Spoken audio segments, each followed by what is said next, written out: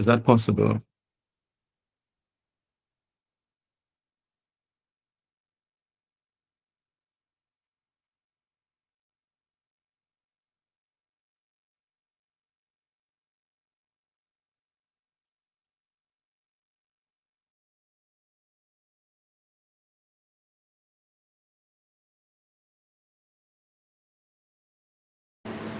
Yes, it is. Just hold on.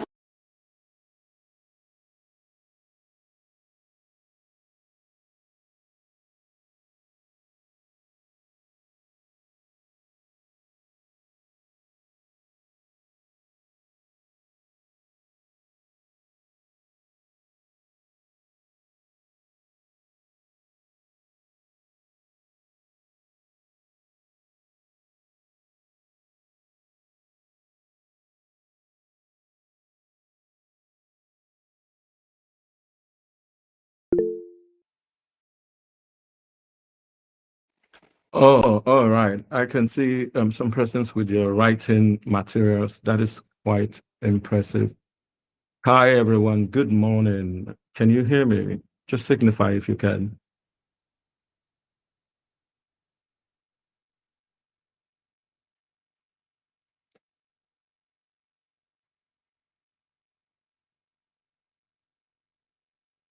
I would need a feedback from them so I know I am actually saying some stuff that is resonating.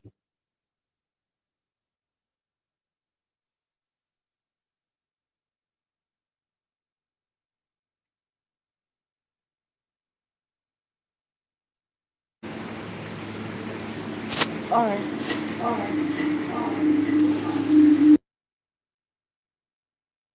Okay, okay. So I see there's gonna be like interference with the sound, but it's fine.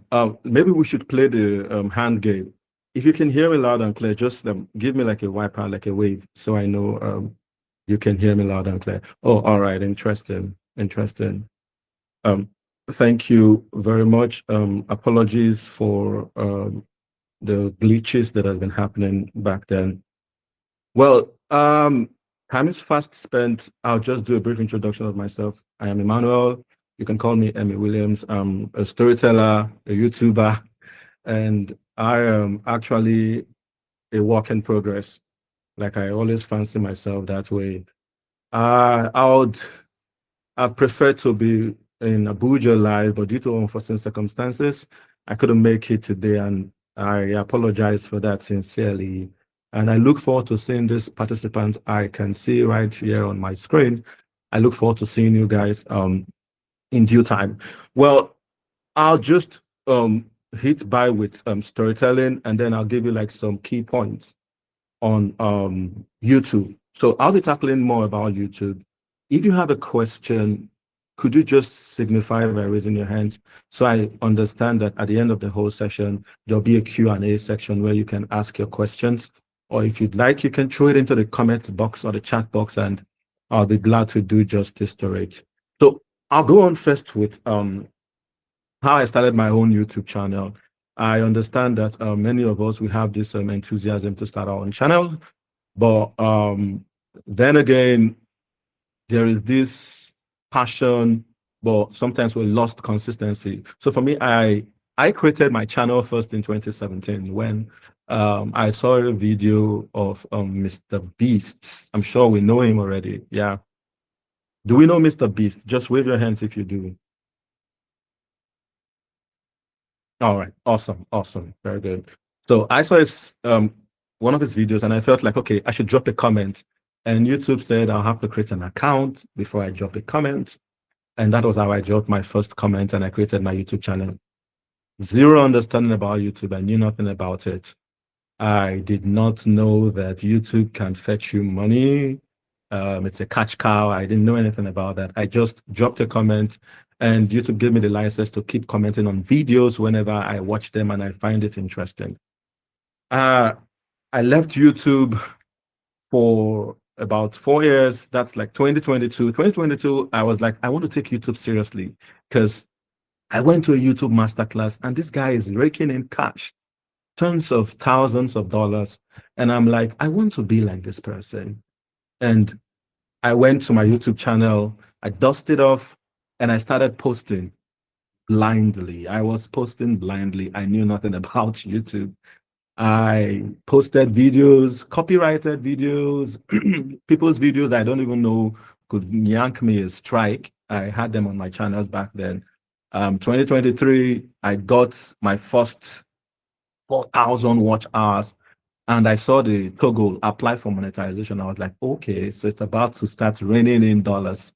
And I applied, and YouTube told me your content is reused content and you are not monetized. I felt bad about it. I was so disappointed. And I started posting all copyrighted videos. I knew nothing about it until I received two hot warning strike. I think from a company in India, if my memory serves me right. When I received it, I ran away from YouTube. I was like, for 9 to 1 year plus, I left YouTube because YouTube said after 90 days, the strike will be lifted off. And boom. When I left, I went into hiding. I went to study about YouTube, read their terms and conditions, read their guidelines. I studied how to counter notify when you're given a copyright strike. Quite a lot of understanding about YouTube, and I bounced back. When I bounced back, I grew the channel from 2 subscribers, myself and my ex back then, to what it is now, 460,000. I didn't just amass all these subscribers and monetization, obviously with quite a lot of cash coming in because I ran away. No, there were quite a lot of stuff I understood along the journey, along the whole process. And that's what I'll be sharing with you, how to get started with YouTube monetization. So many of you, you have a YouTube channel, which I am so certain about. But then again, so many of us, we just post videos without the right strategy. And when you see other channels earning that monetization toggle, you're welcome to the YouTube partnership program, they are raking in dollars. It looks as if there's something you're doing wrong, right? So I would start with this, right?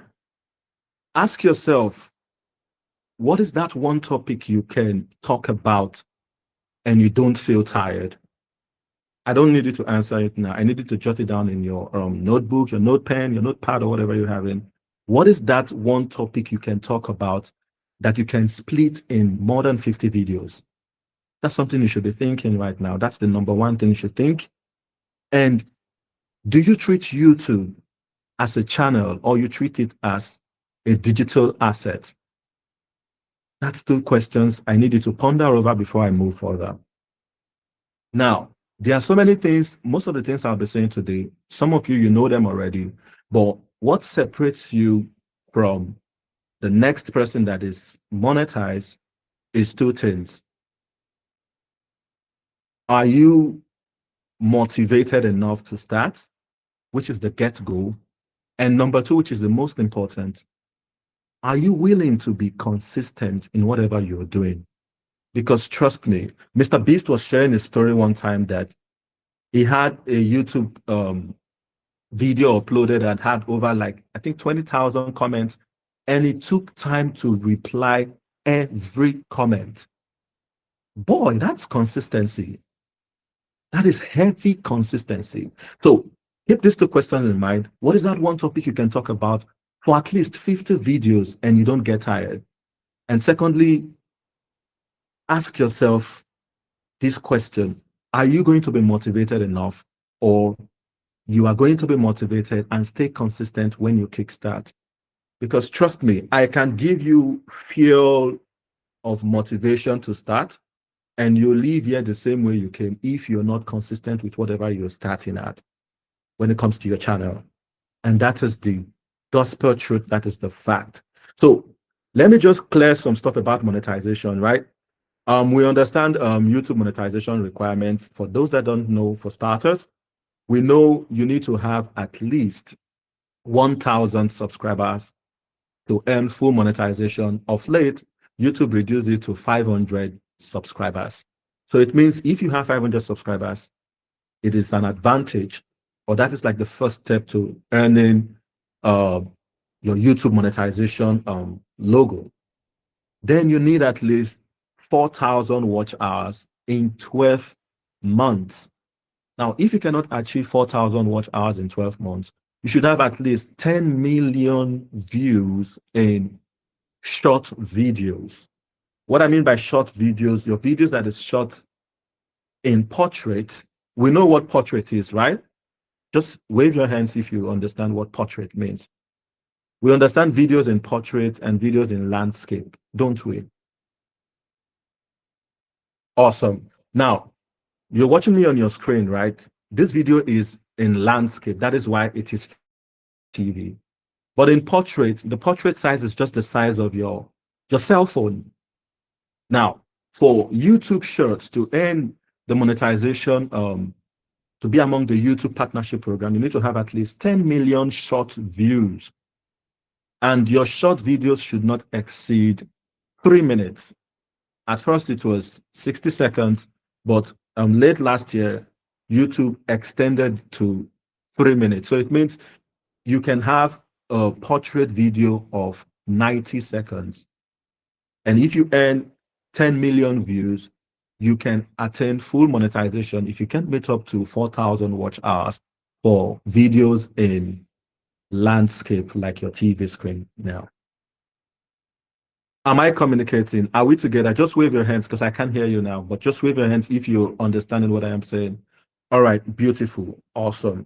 Now, there's what we call partial monetization. Partial monetization simply means you're not fully monetized, but you can have some of the basic features of a monetized channel, like super tanks, for instance. Super tank simply means someone watches your video, the person enjoys your content and decides to donate as a means of support or a creative support for a creative.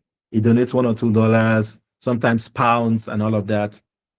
When you achieve a partial monetization status, you can have your super tanks turned on. Now, to achieve a partial monetization, you should have at least 3,000 watch hours for a landscape video or 3 million short views for your portrait videos. And this should be done within the space of 90 days for shorts.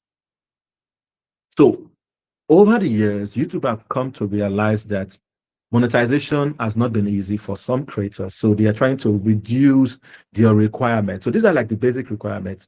And of course, you need to turn on your 2FA. 2FA here means two-factor authentication. You need to turn that on, right? Now, where people make mistake in their YouTube channel is this. People are struggling, are fighting for watch hours. I want to earn 4,000 watch hours at once with one video. I want to earn at least 500 subscribers. Let me just get it. And I know I'm done with it and I apply for monetization. I need you to jot this down. Your watch hour comes from value and retention. Means whatever content you are posting, it should be valuable enough that your viewers will be hooked and retained in that particular channel. I'll take that again. Your watch hour comes from value and retention. Means whatever you're putting out on YouTube should consist of value. Over time in some different apps, I don't want to mention names, we can see that some content is, should I say, appalling. Like people now find it that, okay, content that flies on this particular app, it has to be maybe half naked women or something like that. When people just see it, you tend to see 2 million, 5 million, 10 million, 12 million views, 100 million views on certain kind of apps like that. I don't really visit those apps often because there is no value, no value. Now, the definition of value is this. Value is the price anybody is willing to pay for a service you're rendering or offering. That is value. In this context for YouTube, value is the time people are willing to invest in any content that they consume, any content of yours. Now that is value. So your content, number one, should be valuable enough. And secondly, valuable so much that it will retain the audience that is watching. Please, if I'm communicating, just wave your hand so I understand we are together.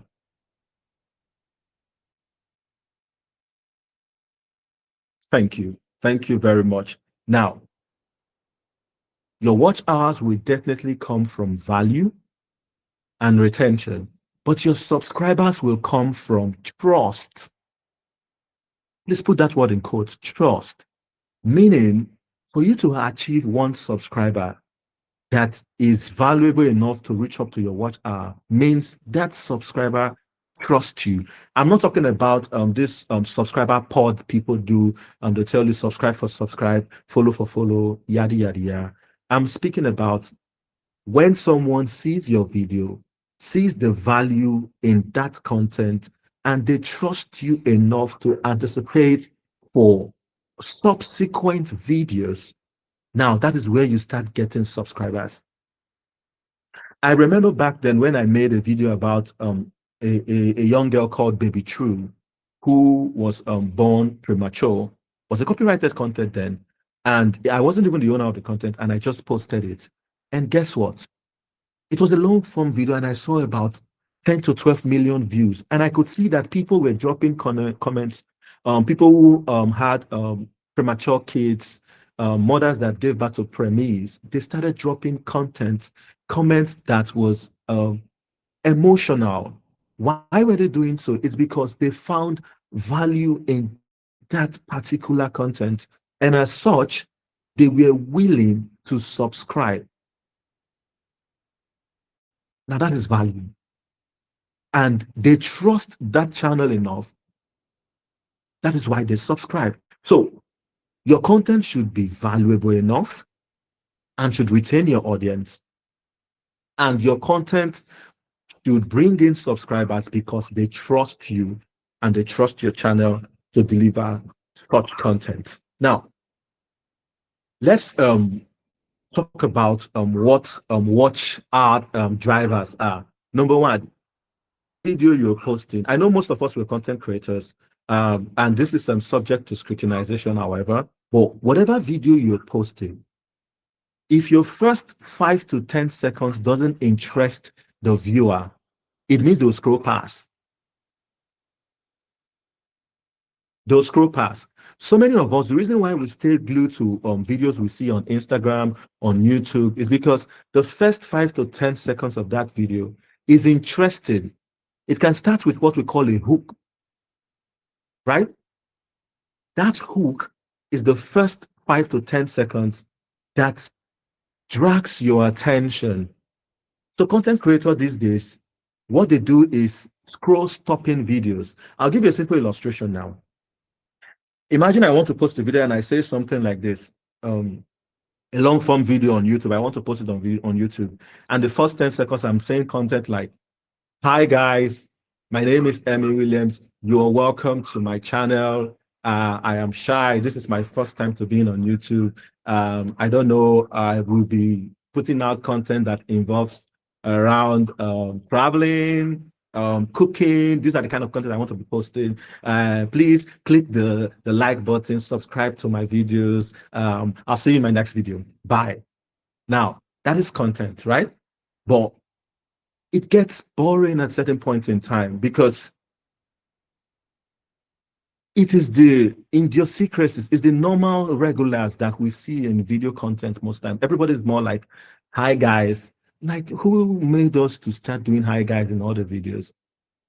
Now, option B, if for instance, you come into the channel and then the first video you're opening, I'm telling you, if you want to get yourself monetized for the first 3 months, watch this video till the end. Don't scroll past. But if you know you're not ready to double up your income, you can scroll past. Now, that is a hook. Reason why that is a hook is because everybody is looking for a side income and everybody's looking for ways to earn dollars. Considering the naira value of the current state of Nigeria, everybody wants to earn dollars. So when you see scroll stopping content with intros like if you want to get yourself monetized in the first 3 months, that is going to bring the retention time. Am I making sense? If I'm communicating, just wave your hands. Just give me a wiper so I know you're communicating. Awesome. Thank you very much. Now, that is how you retain your audience for the starters, right? Ensure your first 10 seconds give your audience the reason why they should see that video till the end. And also, if you're telling me that if you watch this video to the end and you don't understand what afang soup is all about, then don't subscribe from my channel. If I say something like that in my intro, it means my viewers are now like, I am looking for ways on how to cook afang soup the best way. Now, if I watch this video and this guy does not deliver, I will unsubscribe. So I am throwing my integrity on the line. The moment I do that, ensure that whatever you promise, you deliver. Let your integrity be committed to deliver for any content you find yourself, for any content you're doing. Am I communicating? Now, how do you structure your channel in the right way? How do you structure your channel in the right way? Number one, if they go to your channel, people should at least understand what your channel is all about within the first 3 to 5 seconds of scrolling through your channel. Imagine a paradox where someone is writing Sandra vlog, and I am going through your channel and I'm seeing everything about Ronaldo. Wow. That doesn't depict what your channel is all about, because if your channel is talking about vlogging and lifestyle, why am I seeing sport content? Do you now see the discrepancy, the parallel line between it? Now, such channel is called a confused channel, and confused channel most times you don't get the retention because people just feel like they don't understand what you're doing. And once they don't understand what you're doing, nobody would be willing to subscribe. So first things first, there should be what I call niche clarity. You should clarify your niche. What kind of content would I be posting? This should be from the get-go. What kind of content will I be posting? Now, that brings me back to the first question I asked you. What is that thing you can do that you can make a video of 50 videos at once? What is that particular content you can talk about and you can extend it into 50 videos? If you're someone that fancy cooking, you like cooking and you like showing the world your cooking skills. Now, that is something that can be a niche, because one of the niches of YouTube videos is what? There's cooking, right? Lifestyle. There's fashion. If you're a fashion designer and you want to show the world how to make the kind of outfit that Vicky James makes, for instance, if you're that good as a fashion designer, as much as you enjoy doing it, I need you to put this down in your notes. Content that will fly in the long run, that will keep you consistent, are content that you enjoy doing, not just for YouTube only. That is why when you see dancing content, these people enjoy dancing. So it's just a simple thing for them to pick out their video, their phones, and have a good sound recording, and they start dancing. And they post it. They have a good editor that just edits it and they post it. As much as they are doing what they love doing best. For me, I enjoy storytelling. So all my content will always revolve about storytelling. If you're someone that fancy football or football analysis, as the case may be, ensure that it is something you love doing most. I have some friends that enjoy traveling. I have a friend of mine that he has a target of touring about 40 countries this year. And she's making videos about it all the time. When she travels to Trinidad and Tobago, she's there. She's doing her content and vlogging. When she's traveling to Canada. Now, as much as she enjoys doing it, is her channel monetized as we speak? Yes, it is. Because she's making content that she enjoys doing. Not the kind of content that when you sleep and you wake up, you remember, oh, I will have to go and do this again. It becomes worrisome. Am I communicating? Now, you need to clarify your niche that you need to owe as a creator on YouTube. Clarify your niche and follow through that particular niche. If it is football you want to be posting about, follow through until the audience that resonates with football, they start trolling in. If it is storytelling you enjoy doing, follow through. If it is filmmaking you enjoy doing as a filmmaker or film producer, follow through, that's fine. If it is dancing or documentary, whatever the case may be, ensure you see to it that you clarify your niche such that your channel will be understood within the first 3 to 5 seconds someone scroll through it. Am I making sense? Awesome, awesome, awesome. Now, for home page setup, I know many of us, we have channels that we don't even have a banner for the past 5 to 10 years. If you're one of them, just raise your hand. Don't worry, I won't judge you for that because I did that too at some point.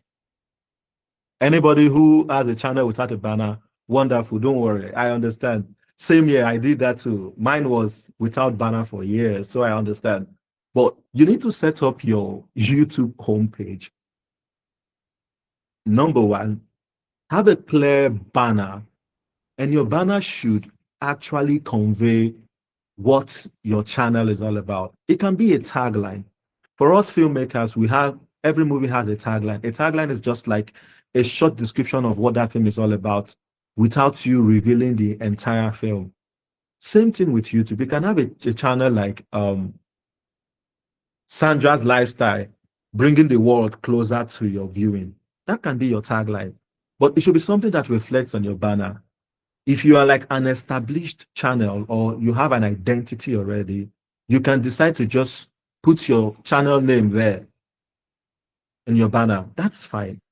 But if you're starting out and you don't have a banner yet, there are different applications that can construct or create free banners for you without you spending a dime. I know we know Canva can do this very well, but you need to start doing these things as quickly as possible. So many of us know that Canva can create you a YouTube thumbnail, right? We are aware of that, aren't we? Canva can get you that for free. Canva can also get you a YouTube banner for free. Now, if you're a channel that already has content, the next thing you need to do is to organize your playlist. And organizing your playlist, I usually advise my clients for consultations that your playlist should consist of videos that will attract your audience. I give you a simple illustration. I am coming to channel A and I am seeing the playlist where the views are like 20, 100, 400. And then I go through the channel profile and I see a video that has 400,000, channel B, and I'm seeing the playlist, 480,000 views video. Ensure you put your videos on your channel list or your channel playlist, the particular videos that are doing well on your channel, so that when viewers come to see your channel for the first time, they are glued that, okay, people actually consume the content of this channel. That is why I want to be part of it. Am I communicating? Am I making sense? Now, this boils us down to the question that most people usually ask. I get this often in my DMs quite a lot. What type of videos grow faster as a beginner? What type of video grows faster as a beginner? Everyone wants to know the particular video that will grow faster. I'll run you through some videos that will grow faster, but then the most important thing I'll tell you is if you want to achieve fast growth without learning the process, it will get to a point where that stagnation will come. It is better you grow with that stagnant state and you skyrocket than you just starting up. You just want to skyrocket like that. Now, videos that actually grow faster for beginners. Number one, we have this auto videos, for instance. how to make this, how to do crochets for the hairstylist, how to catwalk if you're a fashion model, um, how to produce your first short film if you're a filmmaker, whatever you were doing that is an auto, it's a kind of content that grows faster. I'll give you the simple tip. YouTube boost or bring channels that actually solve a problem. If your channel is a problem solving channel, YouTube is going to recommend your videos. So for me, last I think 6 months ago or thereabout, YouTube gave me a partnership manager. And while I was discussing with one of the manager, that's someone that actually managed my channel, that is always looking out for it for any kind of like backlashes and so from the YouTube company. When I spoke with the manager, she clarified me something. She said, YouTube tend to promote auto videos. When I use auto, once you are a problem solving channel, check most of the channels, how to do this, how to get your first visa, how to attract this, how to do this, how to, once it is an auto video, the chances of that video going viral is very high. Now, this would even go high when you put these two things into consideration. Number one, your visuals and your audio should be on flake. When I mean on flake, it should be clear. If I come to a channel and I see a good video with a poor sound, the chances that I'll scroll past is very high. Also, if I come to a channel with a bad video quality and a good sound, as much as I can hear, I might even want to stay because in this 21st century, people are moved by what they hear, not only what they see when it comes to YouTube. So if you have, let's put this down, good picture plus bad sound is a bad content. You can just write it there. If you have a good picture, a good visuals, but you have a poor sound quality, you already have a bad content. But most people don't know this.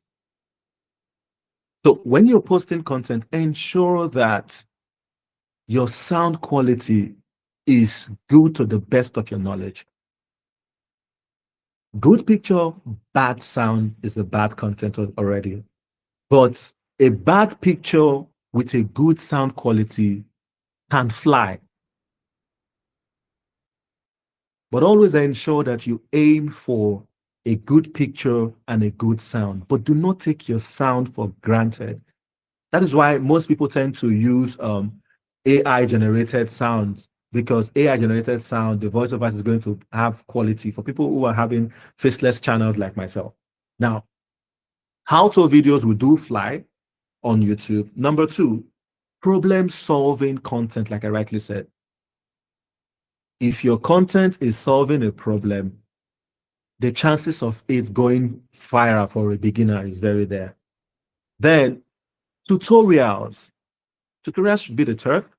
Now, there are some of you that are very good at certain things that doesn't really deserve how to.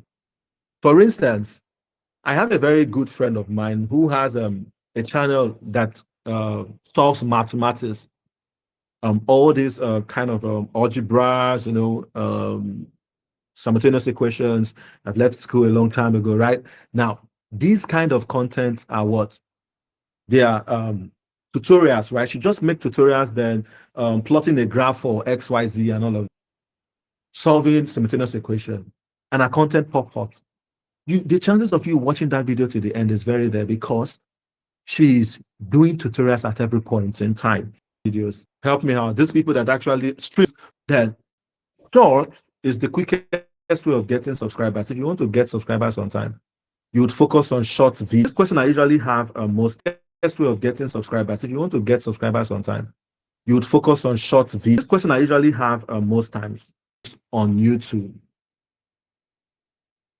Why should I post videos on YouTube? Number one, it's not just about the why, it's about what you hope to achieve that particular video. And it also brings me back or draws me back to problem solving videos. As much as you're solving a problem, I recently posted a video that I think that was like 4 to 5 days ago that hit about 1 million views. And it was something about a lady that she's young and she already has two grown boys that are taller than her, far taller than her. And she's about in her 30s, but she's given birth. And to my greatest amusement, the comments that were dropping in were comments like people that actually gave birth early in their 18s or 20s, or people that were forced into early marriage and they had to give birth to kids, but now their kids are quite taller than them and they're so excited about it. Why did that content fly? Because there are so many people that are looking for relatable content. Relatable content. Now, that's another kind of content that will fly, relatable content. For instance, looking at Nigeria currently, there are quite a lot of news that is flying. Once you can make videos or content that is relatable, hold on, please, thank you. Once you make videos or content that is relatable, the chances of it flying is there. Am I making sense? Now, most of the benefits for YouTube, it goes beyond just getting monetized. So if I were you, if you're a beginner or an intermediate person that is having a channel, don't just look at the monetization quality. That is why you want to start your YouTube. You want to start YouTube because you want to start earning money. No, don't look just that. Go beyond it. Do you know why? Because monetization is not the only thing you earn from YouTube. I can tell you that apart from the ads you get, ads revenue you get from YouTube, if you get monetized or when you get monetized, because I'm positive about everyone seated there, right? When you get monetized, there's what we call brand partnership. Brand partnership. There are so many brands that will reach out to you once they see your channel that it gets traction, it drives tractions, it gets engagement. Brands are looking for ways to promote themselves. And rather than paying bloggers and XYZ to promote content, they reach out to you. There are so many contents that, for instance, unboxing content, creators that unbox new phones, new cars, new gadgets. There are so many tech brands that reach out to them.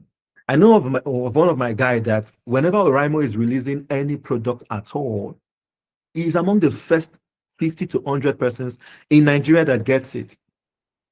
Why? Because he does unboxing videos. So he's going to unbox that particular brand of Oraimo product and tell them the features, the positive and negative aspect, and he gives his review. So content like that actually flies. Content like that goes well too. So outside the ad revenue you get from your videos and your shorts and your reels and what have you, you can also partner with brands. You can also do affiliate marketing. You can also sell digital products and even coaching services. Speaking opportunities too is there. If, for instance, you become an authority in a particular field, that people now go to your channel to learn. Remember, I tell you, once you're a problem solving channel, people will always come there. When people now learn from your channel, that when they come to your channel, they can grab knowledge. The moment they can grab knowledge, boom, you start getting calls for speaking engagement. You start getting calls for brand partnership. You start getting calls for coaching and mentorship. I have my coaching section where I mentor people around YouTube. If I am not an authority in that particular field, would I be able to do such? No. But these are side hustles or side income that comes aside you having a monetized channel. Now, one thing about brand which we need to understand is this. When you want to create your channel so much, excuse me, that you attain the status as an authority. The channel should be so optimized, both in terms of traction and views, that you become an authority. When you become an authority, brands will reach out to you, not just because you have subscribers, but because they truly if you're thinking about health, health, health, health, and the recent app he recently launched, Our Doc, it was also about health, revolving around health, because he's a medical practitioner, right? Now, all his profile down to his YouTube channel makes him an authority in that field. And the fact that he's an authority in that field, it gets more speaking engagement, it gets more collaborations. If you check on his Instagram, you see most collaborations with different brands. Now, all these things are coming forth because he has positioned himself over the years to become an authority in the field of health talks. Am I communicating? So it goes back to the same question I asked you. What is that video you can make and make 50 of it and not get tired when you're making it? Because that is where you start pitching your authoritative voice and you start pitching to become an identity. I needed to take this down. Once you become an identity, it becomes easy. Once you have an identity, it becomes easy for you. A quick one. While Cristiano Ronaldo was in Madrid, Spain, while he was playing with Real Madrid back then, he once wore the clothes of a poor man and was playing football on the street. And nobody even looked at him because nobody knew that was CR7. That was Cristiano Ronaldo. Everyone was just busy with their activities of the day. Just a small boy that came around and was willing to play football with him. And when it was done, after some hours, he signed the football, gave it to the child, and removed all the costumes and mask he was wearing as an old person. And the moment they saw it was Cristiano Ronaldo, that particular street was filled like a stadium because people now knew his identity. The moment they knew that is Cristiano Ronaldo, everyone wanted to have an autograph or have a picture or a selfie with him. But then he has gone already because they could not resonate with him when he was a nobody. Same thing with YouTube. Once you have a clear set down plan or goal that, okay, I want to be known as the girl that talks about forex trading, for instance, a tech girl that talks about forex trading, and you stay consistent with forex trading content, a time will come. Most of this application that deals with forex, they start reaching out to you because once your right audience start coming, they don't want to leave as much as they have value they gain from you. Remember, I say value is the price people are willing to pay for whatever you offer. As much as they see value in your content, they would want to stay. They would want to stay. And while they are staying, they would want to share and bring in their colleagues. So being an authority, positioning yourself as an authority in whatever content you want to be known for, once you achieve that level of authority, it becomes easy. Cristiano Ronaldo was not on YouTube, but the first day he announced that he's creating a YouTube channel, that man hit how many million subscribers in less than 24 hours? Why? Most of us don't even have our channel, and some of us were just creating it yet. But it was easy for him because he was an authority already. He had an identity. So when you want to start your channel, or if you have a channel already, but you want to revamp it, the first thing you should ask yourself is, what do I want to be known for? And that question will always revolve around what you can do that you are happy about, and you can be called up at any point in time to do it without getting tired. Am I making sense, people? Awesome, awesome, awesome, awesome. Now, for brand attraction, if you want to attract um, brands, like I rightly said, be niche focused. You can jot this down if you want to.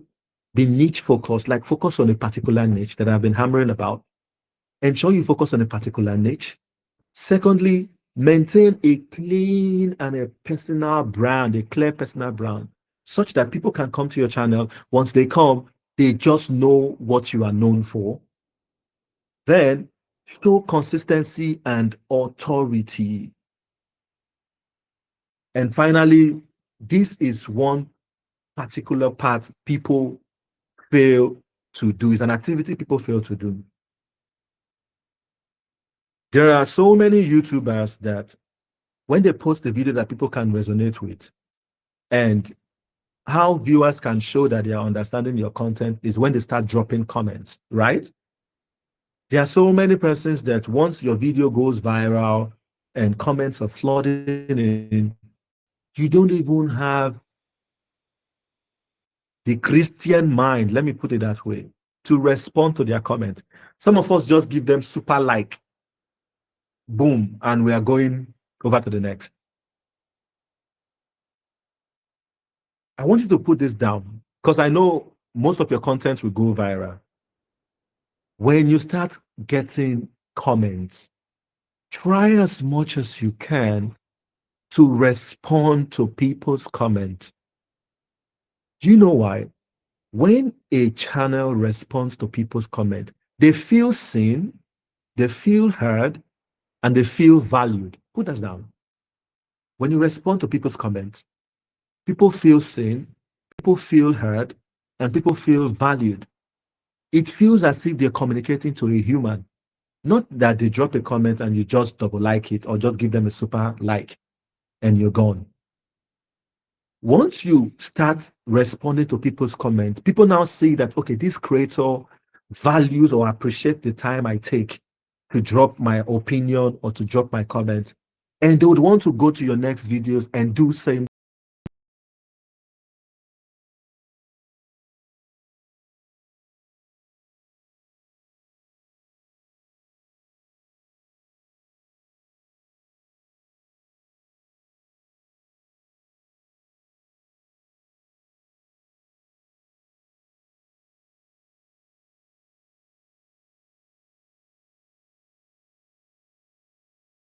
Will remain the same if you don't take action. That's the first step. Everything will remain the same if you don't take action. One. Secondly, if you don't stay consistent with whatever action you're taking, if you don't stay consistent with whatever action you're taking,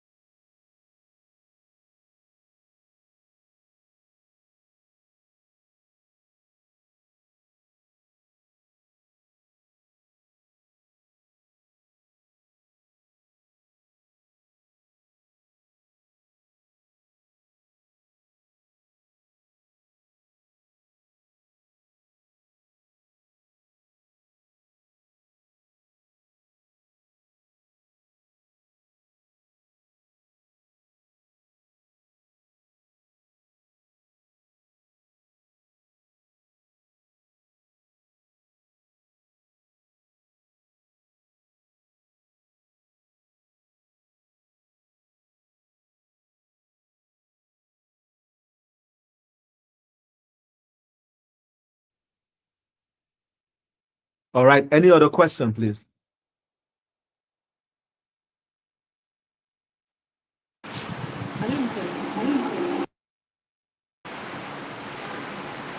Okay, thank you so much, Amy Williams. Now, my question is in this direction. I think basically what you've been discussing is actually a personal YouTube channel for someone that wants to grow as a YouTuber. Now, I Right. want to bring it into this direction. Like, I have a YouTube channel I'm managing as a church media person, and okay, finding it difficult to grow that channel. What do you think, or can you advise we can do to make sure that the channel grows? Aside the monetization can also come into play, but to make it reach to people and also grow to a certain point where we can say, okay, we have done this, and then probably we can start talking about monetization as the time goes. Very interesting. So for clarity, yeah, you manage. Correct me if I'm wrong. You manage a church YouTube channel, right? And you're asking the question that how do you grow that? Because it's looking like it's not a personal channel, but it's a church channel, and it's not yours yet. You're managing it. Beautiful question. Now, I am managing a church channel, for instance. The first thing I would ask is, what is the church goals in terms of visibility? What is the church looking for? And what is the doctrine of the church? Because there are so many churches' doctrine that will not let a YouTube manager perform well. And this is nothing but the bitter truth. There are some church doctrine that just want the pastor's sermon to be going live at every point in time. There are some doctrines that just want only the revival sections to be going live. That is where creativity comes in. Now, creativity in the sense that you can post short reels of people dancing in the church. If you're the media person, not just like the social media person, if you're the one handling the cameras or so, you can create short reels for the church, like during the dance section or the praise section, where the dancing is getting hot. And you just pick those particular shots where people are dancing to show that, okay, the presence of God is actually here. The Spirit of God is actually moving in this place. And that particular content, you can just post it on your YouTube shorts. For church content, long form of videos will do well because if it's a revival, people want to watch the sermon to the end. But what will drag people to a church content is short because people have short retention time when it comes to anything that involves religion. Short retention time. And if it's not something that can grab their attention within the first 20 seconds, they don't want to consume the content. So if I'm handling a church content, I would first of all do my own research about the church, understand the church doctrine. Did they allow dancing content to fly? Did they allow like, okay, we saw one content that flies on Instagram. He's a church boy, but he doesn't know how to do this. These are content that are side content that can fly in church YouTube shorts. But then again, you need to clarify if the doctrine of the church permits stuff like that. Because if it doesn't, imagine a church doctrine that doesn't allow trousers.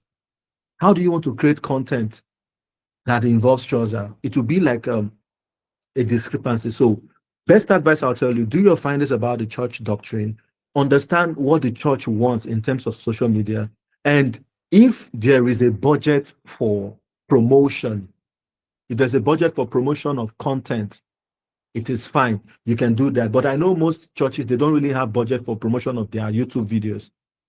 Hardly they do. They tell you just post it. But if they have a budget for promotion, fine. You can promote some of the content, but ensure the content in religion goes beyond just the preaching. It goes beyond just sermon. If you're targeting a Gen Z audience, which is like by far currently the audience that are actually making things happen, if you're targeting a Gen Z audience, it means you should be creating content that a Gen Z audience can resonate with, not just pastor preaching or cutting out short clips from the pastor sermon on the shorts. No. side content that Gen Z audience can resonate with. Because the truth is, ask myself, or let us ask ourselves a bitter truth. How many of our fathers and our mothers would want to go to YouTube when they are in church already? They rather want to check for other spiritual fathers' content. But the younger ones, they would rather not pay attention in service and watch it online. Am I communicating to you? Am I making sense to you now? So these are the kind of things you should be looking out for. The most important thing is you are know your audience, right? Who are your target audience? Is it like our adults you're targeting? Then church content can fly. But if it is the Gen Z and the young ones you're targeting, because actually you want to drag them to Christ, right? Those are the kind of content you should be posting, or work with the media team to tell them, because this is the kind of content I want to help boost my own profession as the YouTube manager. Have I answered the question? All right. All right. Any other question? I mean, this is question time. Feel free to ask any question.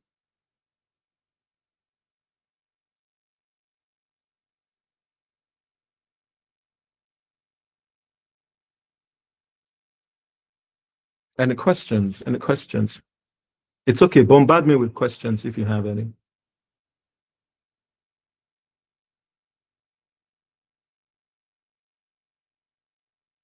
I can't hear her. Can you hear me now? Can hear I you. don't Oh, know yes, if I I was the can. one that didn't get it though. When he was talking about getting at least 4,000 watch hours in 12 months, right? Or 10 million views in short videos. That's for portrait. I don't know if I was the one that didn't get it. Did he specify how long it would take for that?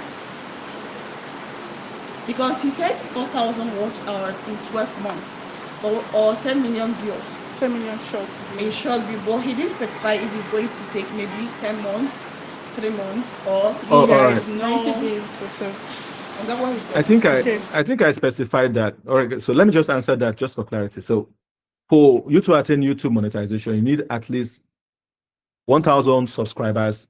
But currently, it's about 500 subscribers is enough to get you that. Not only the subscribers 500 or 1,000.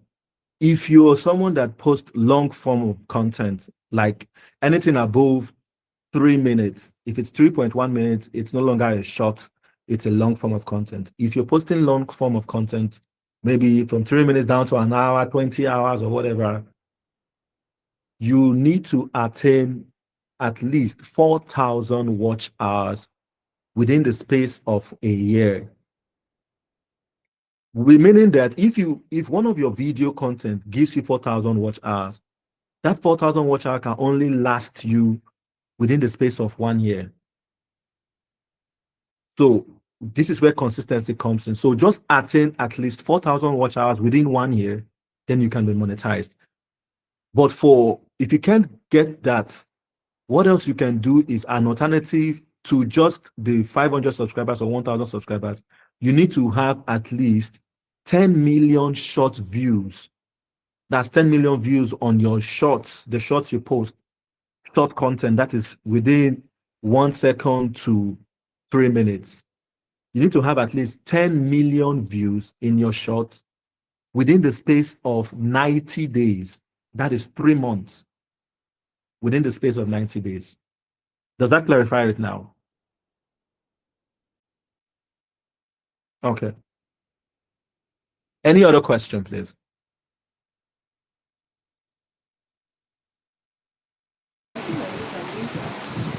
Eh. Is it about YouTube? I asked. Is it when I don't know if you can hear you. Speak louder a little bit. concerning monetization, is it when your like page has grown and you're putting all these followers, it will automatically get monetized, or you're the one that's You have to going apply. okay, you have to apply. Yeah, you need to apply for the YouTube Partnership Program, YPP. Once you've attained 500 or 1,000 subscribers, or you've attained 4,000 watch hours or 10 million views within 90 days, then the particular box that you can click to apply for monetization will be there. And that is when you must have turned on your two-factor authentication. Then you apply for monetization. You apply for it. Once you apply for monetization, YouTube now reviews your channel to ensure that it adheres to all YouTube guidelines. And time will fail me to speak more about YouTube guidelines. Yes. But what I can tell you is avoid any copyrighted content like copyrighted music, music that you don't have what's it called again? Copyright ownership of. Yes. Try to avoid it. The world has gone digital that you can use AI to create music. If you want emotional sound, you can create them. If you want angry sound or tone or music, you can create your own music via AI that you have copyright license to. You can do that and be posting them or attach them to your videos. And if it is free sound from YouTube Musical Library, you can download them and use that. I don't know if I've answered your question, my dear.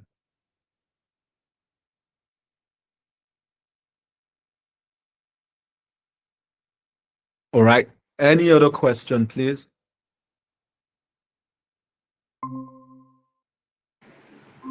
Pastor, Yeah, any question? Any further questions? I don't know if you can hear me, sir. Yeah, I can hear Okay, I think you. you can. All right. So your question. I wanted to ask you, if you want to create a content, if you want to start creating a content Mm. concerning lifestyle, can you use AI? Like, how do you use AI to create like a lifestyle content, or you can't do Another that? way. Okay, Emmy, Um, you I have something could to say about that. I could barely hear We her, just take please. one more Just question, then we'll be done. I could barely hear. I think her voice was quite low. Could you just project a bit so I can hear you currently? So she said, if you want to promote or post lifestyle content, Abby, how do you use AI to create those kind of lifestyle content videos to post on your YouTube? Okay, lifestyle content. So is it lifestyle personal content or lifestyle faceless content? So if it is lifestyle personal content where your face will be revealed, that's a different ballgame entirely. You need to be like authentic with your story. Authenticity pays faster than AI these days, right? But if it's a faceless lifestyle content, first thing you need to do is know the kind of lifestyle story you want to be posting. Lifestyle is like an octopus with different tentacles. There are different branches of it. So, what particular lifestyle content do you want to be posting? Do you want to be talking about skincare and all of that? You can create a story around it. You can decide to build a character for yourself. If you want to go to AI, through AI, you can decide to build a character for yourself. Maybe use Gemini. Gemini can create you characters, and then you use Leonardo AI to turn the characters into videos. There are quite a lot of AI applications that you can use to create characters. And I am a storyteller, so I always recommend storytelling as my first love. You can use storytelling to drive your lifestyle content if you want it to be a faceless channel. Faceless channel means your face is not shown at any point in time. But if you want it to be your personal lifestyle content that revolves around your life, which you want the world to see or know things about you and your lifestyle, then I would always recommend originality. If you're traveling somewhere and then you're seeing goats that are eating jeans, trousers, you can put that there. You don't have to start fine tuning it. No, originality is what will pay because people most times are tired of AI content. I can tell you that for free. I have seen quite a lot of YouTubers that once they get to any AI content, they are scrolling past. I don't know if you understand my point. Awesome. So, final question before I draw the curtain. Final question. One last question before I draw the curtain.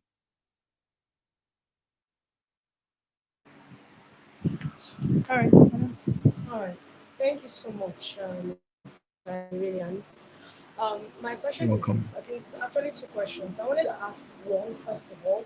Well, I think the guy that asked first of all, I wanted to ask, can you have more than one channel at the same time with different niches? You know, you talked about having a defined niche. You're going to like Hold on, content my dear. There's an marketer, that is your interference. main Like I focus. can hardly hear you But if well. I can hardly hear as you. you now give an explanation to you want to do same time. Is YouTube willing to monetize all of those channels? That's the first one. Number two, if for example you already have a channel on YouTube, you understand, and now for some reason they send you a message that there are copyright issues with some of the soundtracks you have been using. They gave you the first strike, gave the second strike, and you're still in talks with them. And before you know it, they cancelled your channel. The channel you're trying to monetize, and now they have cancelled. Does that mean that everything is lost? Your content, they can no longer count like any watch hours for you or something like that. Is there any hope of recovering that channel? You have to start over from scratch again. Okay, let me be sure I got your question correctly. Because at some point in time there was a wave, like a sound wave that I could not hear anything you said. But if I heard you correctly, please correct me if I am wrong. Your first question was kind of like tied to what the first brother asked, right? Um, can you please take that question again? Because I didn't really hear you properly. If it's possible, please take that question again. Because I think there was a noise interference wave from the live Okay, venue. so maybe you should hold the phone and talk so that we will All hear Okay. right, please. you very well. Okay, thank you. I was asking, is it possible, you understand, for you to have more than one YouTube channel at the same time? You get with different niches, like each of them is representing a particular field of professionality or stuff like that. And is YouTube willing to monetize you on all of them, whether they are either faceless or they are going to be showing yourself? That's number one. Then number two, I was like, if for any reason you already had a YouTube channel and now they send you a message saying there's a copyright issue, like you're using a soundtrack that has a copyright issue. So they gave you the warning strike, a first warning strike, then a second warning one. And at the time you use those music soundtracks, there was no like copyright issue. You got it from those kind of sites where it was free to use. And now you're actually in discussions with them via emails, you understand? And before you know, they strike down the channel. And this is a channel they are trying to monetize. Is there any hope of recovering the channel? Because the idea is that you're already generating like watch hours. You understand? So is there any way to recover the channel? Or you have to now like start afresh again. Thank you.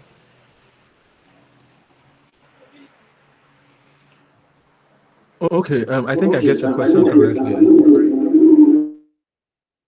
So, um, for your first question, the answer is yes in capital letters. Yes. For myself, I know Coach Grace will be very surprised. I have more than one channel that is monetized. So I think it's just what she knows about. But I have more than one channel monetized, yes. So you can have multiple monetized channels all in one, as much as you have the same AdSense link to it. Once you have the same AdSense link to it, you can have multiple channels. For instance, people that consume Ruth Kadiri's movies, are you aware she have a new channel that is just dubbed in French? Most of her movies, she's subtitling them to French and dubbing them in French for the French audience, and it is monetized. Yes, it is monetized. So as much as you can have 5, 10, 15 monetized channels, all linked to one AdSense account, meaning all the revenue generated from all the channel will all move down to that particular Google AdSense. So can you monetize multiple channels with different niches? Yes, YouTube can do that as much as you don't flout any of their guidelines or their rules. Yes, you can.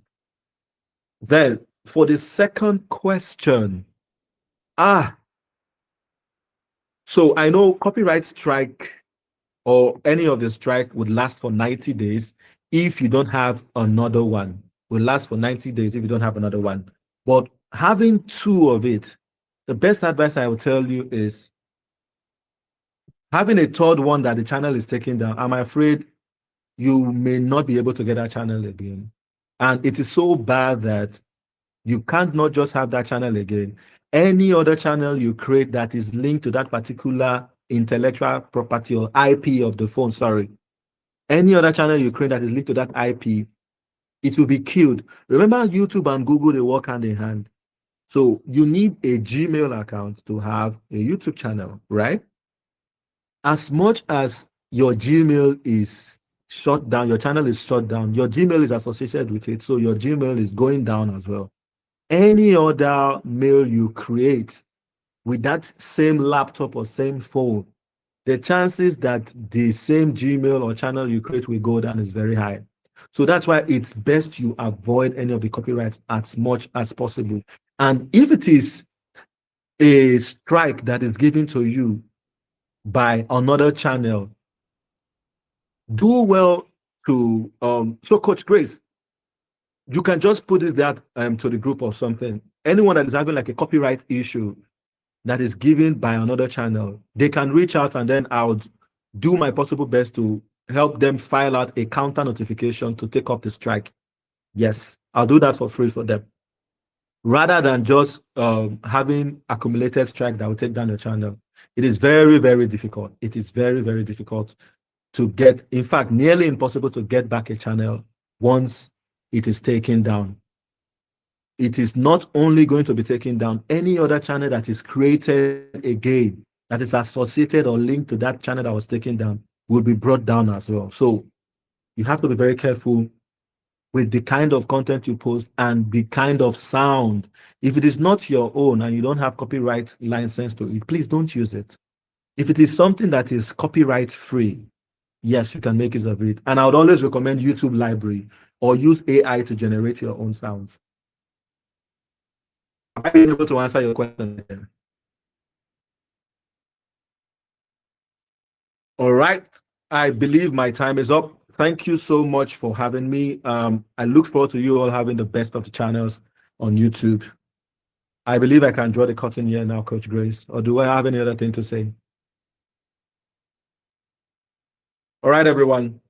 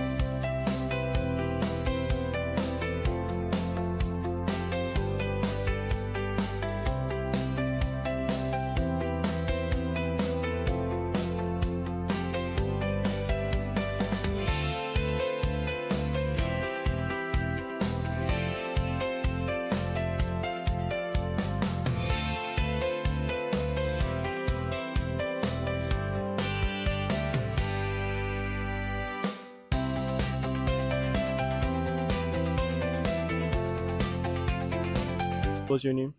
Victor. Okay, yes. So basically we're going to be playing a little game, a little icebreaker before we move on to the next session. So who has ever played concentration here before? Anybody? Ade is a AG.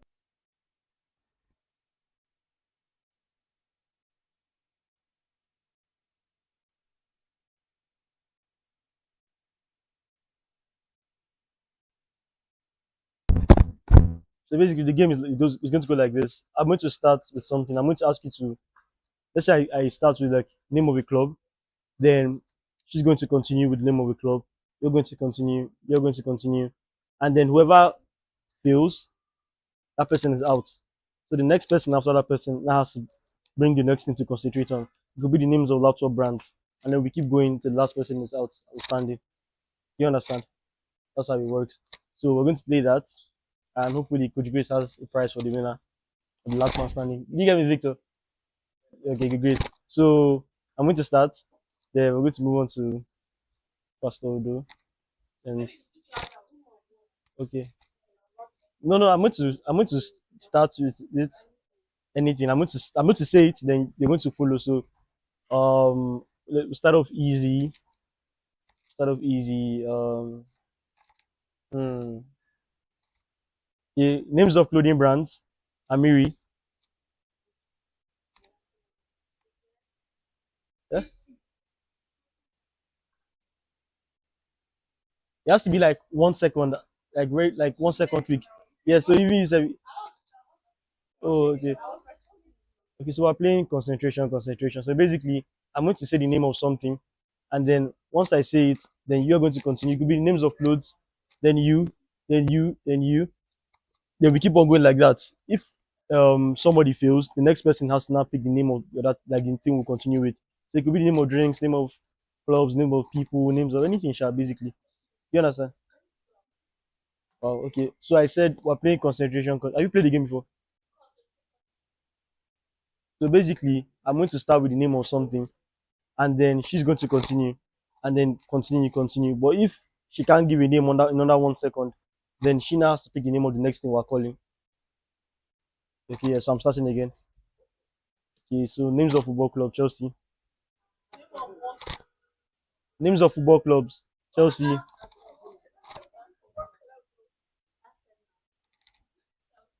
You're out. You called something I called already. Uh, okay, so yeah, so now we're starting again. We're starting from the beginning again. So let's see. Names of cars, a matrix. It took too long. Yeah, you.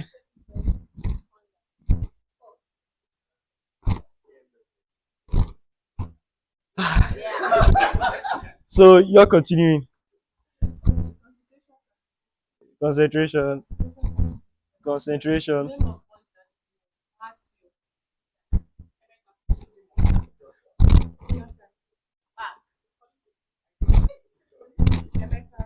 Wait.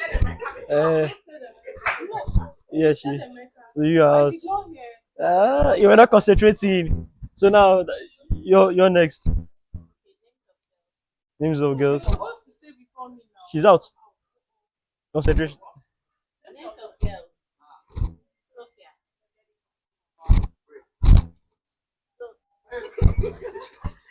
So now we're down to three. So your turn. Okay, names of animals: cat, goat, camel. So it's between the two of you now. So That's what I would know. What else I you pick it up. Find something difficult of bacteria. Nigeria. Okay. Yeah. So our winner for this. So our winner for this round is Charula. Thank you so much for playing. So we're moving on to the next section. But before that, I'd like to know what all of you do individually before we move on. So, Miss Basodo, what do you do? I watch church by the way.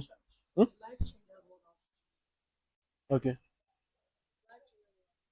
A parish or zonal, or your pastor of like any zonal pastor or a parish.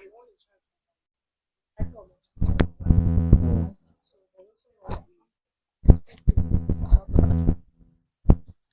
I'm Pastor Odo. So I'm a pastor. The name of our ministry is Life Changers World Outreach Ministry. So I'm a director of logistics and planning, like for the entire ministry.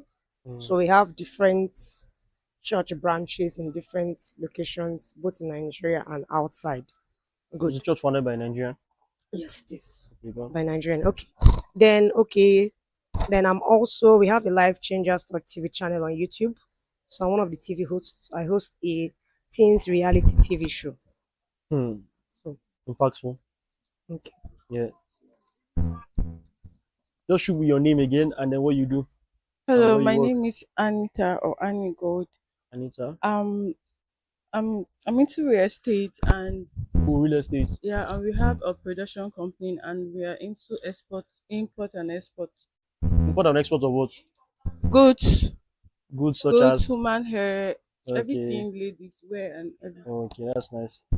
Geneva. Okay, Jennifer. Um, I'm a HRO person. I work in an At event events. center, Oh, that's and I nice. just began my journey in content creation. Oh, amazing. What's the name of an event you've anchored before or worked at?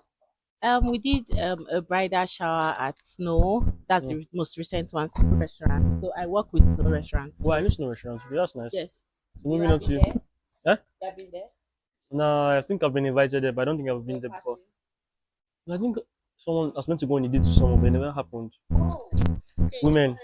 Sorry about that. Yeah, yeah, for sure. You also? Okay, the introduction. Okay, it's next one. Mm, So, I just got in the past password first. Good one. Yeah. please, invite me. Okay, so she's meant to introduce yourself next. So your introduction and your Introduction, right? yeah, and where you Okay, work at or what you do. Pastor Chinaza, I can call me PC. Pastor. Chinaza. Okay, please see you. Okay, Yeah, okay. that's yes. Mhm. So Okay. Abi? I'm an Yes. upcoming content creator. The Holy Spirit is here. See my coach that abandoned me here. My first and last coach. She doesn't want to take up her responsibility, so No, no, that's nice. um You have two does that. pastors here. Oh, Yeah, we have that's same really nice. church. Oh, same church, same ministry. Okay, so what's your role at the church? Hmm? What's your role at the church? Just pastor, Um I do different things. youth pastor, Yeah, or I'm the publications director. oh, nice, I'm also into media. nice. It's nice And to have. anything I can do, I'll venture into It's it. nice to have you, Thank you. Chanula. That called Go Shalola. Shalola, don't mind that. Okay, Shalola. Shalola. Okay, Okay, your turn. I'm a video editor, Mhm, graphic designer. mhm. The That's check, it. bro. So where do you work as a freelancer or do you work at a company? Uh, I freelance. I work in a church also Mm, as a studio manager in mm, church. So, mm. so I think I hope you guys had like a prayer before you started. we did. These many We pastors. prayed. Okay, good, good. Yeah. So Okay, I work in a church where I freelance video editing and graphic design. amazing, amazing. Thank you, Victor. I don't know. Are you? Is he? Okay. Half of us. Yeah. I think after him is your turn. So your turn. Yeah. Introduction. What you do and where you work at. Okay, my name is Joshua Victor. Mhm. I'm an audio engineer. Mhm. I do audio engineering basically, Mhm. and I have like other side Gigs. gigs like graphics design, 3D, all of those. Oh, you use Blender. No, just SketchUp. Oh, okay, nice. Yes. So that's what basically that's me. My Oh, whole nice. life is revolving around sound and audio engineering. Oh, amazing. That's it. You don't mind having had Mike here. I hope you all got him.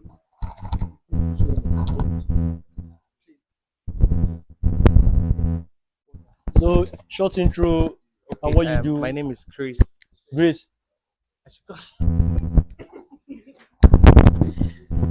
Sorry, I came really late. I'm very sorry. Same, no wahala. Sorry, I came very late. No, don't worry, just come. It's clippable. My name is Christopher, and Yeah. I'm a fashion designer. I Okay. also work with a firm. You work with what? I work with a firm. Okay, okay, I'm Beverly Anderson. okay. I just want to appreciate you guys for all coming. I came to support her too, and learn one or two things about what you guys are doing. All right, then. Yeah, Amazing thank to have you. Thank you. I think just this back to you. So at this point, okay, the person behind the camera too has to come forward and introduce yourself.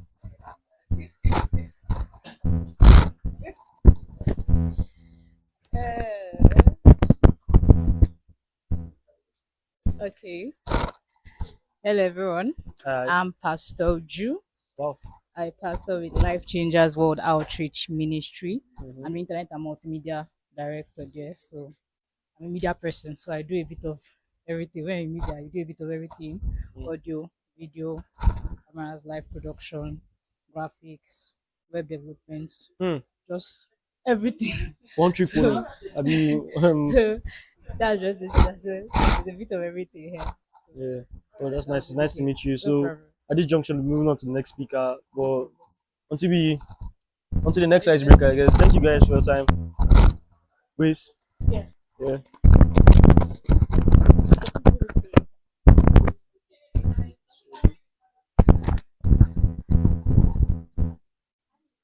Jennifer, PC, Shalola, are you having a wonderful time? Are you sure? Okay. So if you are indeed having a wonderful time, if you are indeed having a wonderful time, so when I ask you if you're excited, if I say are you excited, you say excited, excited, excited, and I want to hear it very well. So are you excited?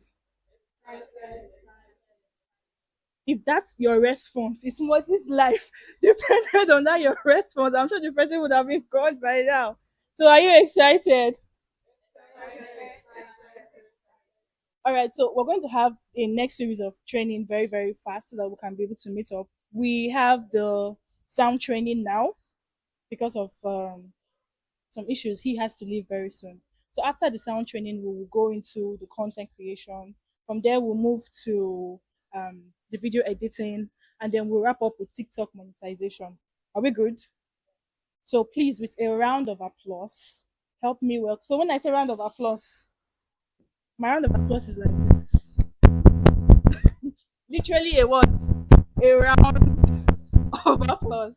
So with a round of applause, with a round of applause, to the round of applause, let's welcome Mr. Joshua for the audio training.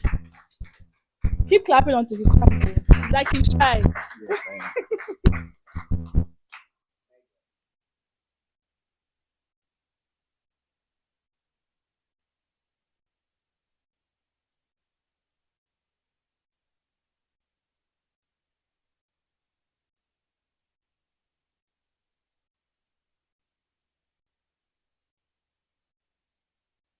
So the only time where I get to be in the front of people is when I'm working. When I'm working, I don't care. Even if there are 2 billion people, I don't care. But when I'm not working, I can be a bit shy. So just bear with me. As you know already, I'm an audio engineer. That's what I do basically. Just audio engineering, anything that has to do with sound, audio, recording, live sound, and all of that stuff. That's what I do. So we're here today to talk about, I don't know that sound masterclass that you put there. We're here to talk about audio recording and editing for content creation. Um, First of all, audio recording. There are some misconceptions that a lot of people have when it comes to recording audio and audio in general. So people believe that loud. So when the sound is loud, it means that the sound is good. That's what people believe generally. But it's the truth is loud sound does not equate good sound. That the sound is loud does not mean that it is good. It can be loud and bad. It can be not so loud and good. It can be moderate loud and great. So that the sound is super loud, everybody can hear in quotes, hear in quotes, does not mean that it is good. When your sound is good is when everybody can hear what you're saying word for word. There are no plosives, there are no so there's something called dynamics in sound, and it's just like dynamics, how dynamics works. So some parts are not so loud, some other parts are so low, and all of that. When you have a good dynamics on your sound, everybody can hear at different levels. Even if somebody is sitting behind, they can hear me the way somebody sitting in front can hear me. And it's not so loud that it is affecting the person in front. You have a good sound. So let's start by, I'll just get straight to the point. Things to do when you want to record for content creation. First of all, we need to consider the kind of microphones that we're using, the environment that we are, the kind of sound that we're recording for. Do you understand? I'll give you an example. If I'm to record, sound here in this space, I could use a condenser microphone. A condenser microphone are those microphones that I think you know them as boom microphones, those long microphones. Yeah, so I could use a condenser microphone for this kind of setting because we don't have disturbing sounds around. So disturbing sounds are called noise floor. This fan, for example, is a noise floor. If I turn off the fan, you hear my voice clearer and louder.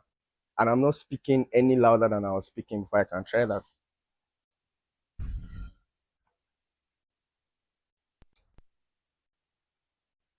So you notice that suddenly everywhere has become more quiet. I'm not speaking louder than I was speaking before, but you can hear me better than you could hear me before. That's because I just took away one of the noise floor. So if I'm recording in a place that has too many noise floors, for example, I'm in a park, there are a lot of cars, a lot of noise. If I use a condenser microphone, I'll turn it back on. If I use a condenser microphone, for example, those condenser microphones, they will pick all the noise that are around. And then my voice will just be somewhere under. Do you understand? So for those kind of settings, instead of using a condenser microphone, I would use a dynamic microphone. A dynamic microphone is a microphone that picks the sound that is getting into it directly. So it doesn't pick, it's not like it doesn't pick, but it doesn't pick as much as the environment sound would pick if you are using a condenser microphone. This is a dynamic microphone, for example. So this microphone has the ability to eliminate some of the background noises around, and then just picks my voice or whatever is going into it directly. So you need to first of all check your surroundings, check your room. Is it a studio that when you clap, your clap is resounding like 700 times? If you use the dynamic microphone, the sound that you are going to get is going to be better than when you use a condenser microphone. A condenser microphone is those boom microphones, those long ones. They are not always long, but those long ones like that. So condenser microphone has a tendency to pick a lot of sound. So it's speaking that fan, speaking my voice, speaking the generator that you hear. It's just speaking everything all together and it's putting everything in that mic. So when you want to go and edit your audio, you find yourself doing a lot of corrections instead of um, enhancement. And then there's a misconception about editing audio. People believe that you're supposed to edit audio and make it sound good. But the truth is, if what you recorded was already bad, there's nothing you can do to that audio on your computer or whatever to make it sound good. So the source is bad already. Imagine that I record an audio that is already clipping. So the audio is already distorted. There's little or nothing I can do while editing to make that audio sound not distorted. It's already distorted and there's nothing I can do. So editing is just like a way to help you make your audio sound better, enhanced, not a corrective measure. So you need to do all of those corrections when recording, choosing your microphones properly, checking your environment. If there are things that you need to do, if there are fans that you need to turn off, there are ACs that you need to turn off just for the time being while you are recording, do that. So it's advisable to use AC most times because the noise from the AC is not as loud as what we get from fans and all of that. Then if you're in a room that has a lot of echo, you can just bring in padded chairs, like chairs like no, not this type, chairs that like those chairs we use in church, those chairs that have that clothes and foam. So when those chairs come in, they absorb the sound a little bit. So when you go into an event center that there's POP, there are a lot of glasses everywhere. They are using plastic chairs. So you tend to get a lot of slapbacks. That's why if you go to a treated studio, you'll notice that they have rugs on the ground. Rugs can, anything that can absorb water can absorb sound, and it can help your sound. So you have rugs on the ground, you have those chairs that have clothes and foam. You see them put some designs on the wall. Most of those designs, they are just a way of padding the hall to make it sound together. So that's that. Another thing that we need to focus on when recording is gain staging. So what is gain staging? Gain staging is a way of increasing or reducing the sound pressure level that is going into the microphone. Are we together? So gain staging is basically signal strength. So what is signal strength? I'm talking into this microphone right now. The microphone is getting the voice, like the volume that I'm talking with, my normal volume, my nominal volume. On that laptop, there is a way I could increase the level and reduce the level.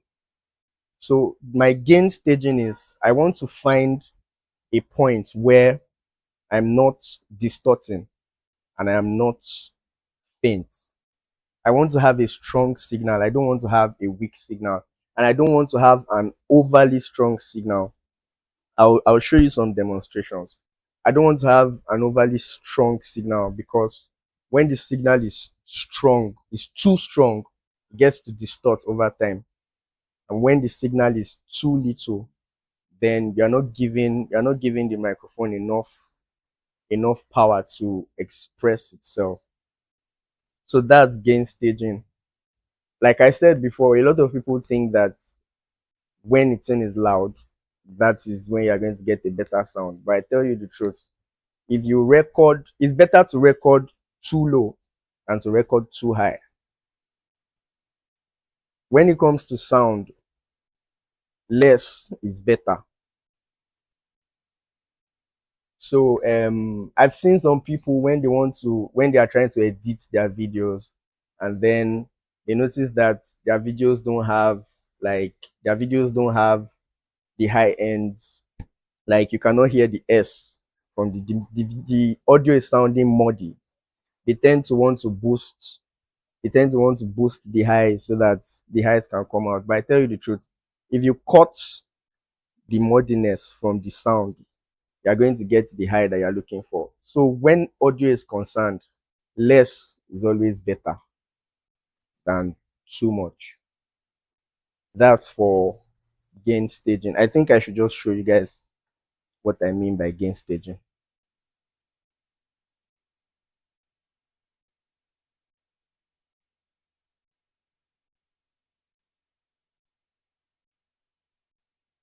Okay, at this point, I think I need to ask Shao, what what softwares are you familiar with when it comes to editing? Just CapCut. You know Audition. That's great. I think I even first need to ask, have any of us ever edited an audio, or we just record and just put it there? Have you? A bit. Have you?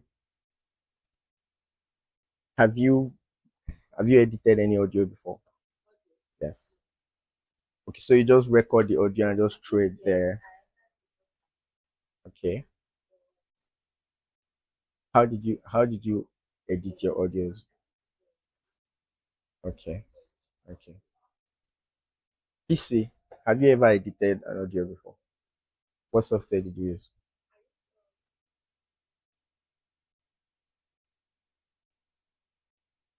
Is what? I'm talking about audio. Yeah. Okay. Yeah, that's what were you looking for? What were you looking for? Okay. Okay. Okay, that's fine. Boss, have you ever edited an audio before? What software did you use? Yes, normal. Okay, that's all right. So, what kind of PC do you have? HP. What about you? You don't have anyone yet. Yes. Okay. What about you? You have Mac. What about you, Mac? Dell. Okay, so most of us have. Are you with us? Do you have? Okay, okay. Have you recorded any? Okay. So most of us we use like Windows. So after now, I would find a way to get the software across to you guys. A good software, but they work pretty much the same way. Most of them work pretty much the same way. So hey hey hey hey, check check. We're on. Welcome to Arrival Audio.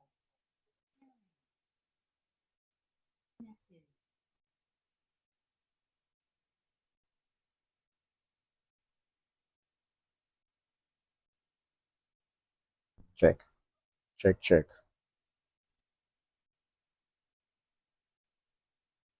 Check. Okay. Okay. So this is what I was saying about gain staging. So this is my gain knob. This is my gain knob. If I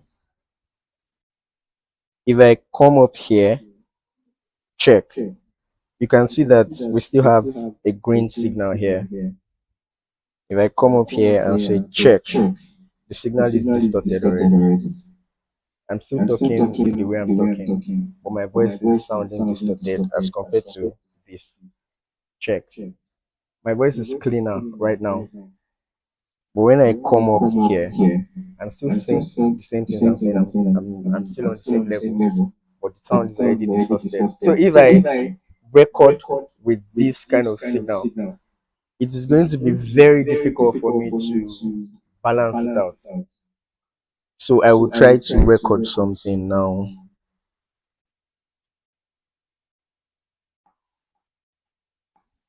Check, check, check, check. So this is a very distorted signal. Now I'm going to reduce the signal to a nominal level.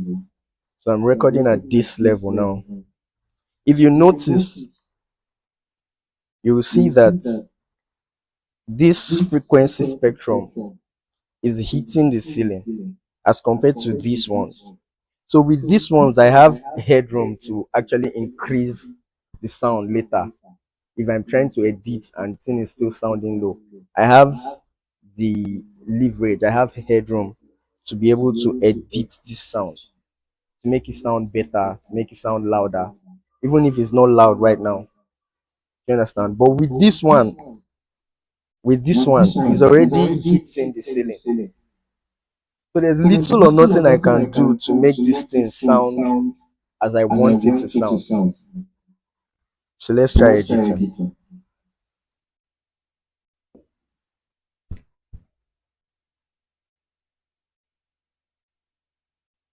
Check, check, check, check. So this is a very distorted signal. Now I'm going to reduce the signal to a nominal level. I'm recording at this level now. If you notice, you will see that this frequency spectrum compared to this one. This one I have data, and I'm trying to.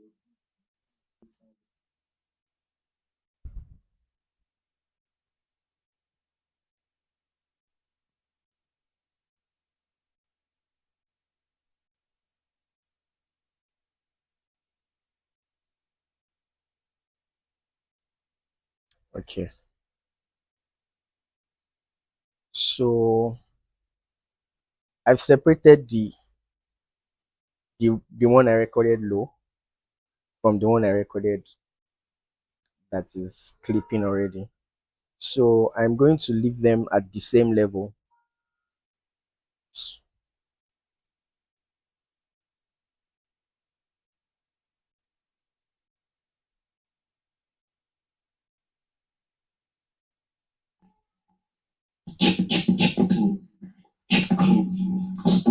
You hear what?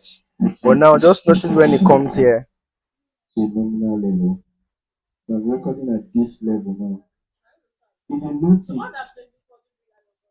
you will see Because I that recorded at a distorted signal. this frequency spectrum Do you understand? is So this is as compared to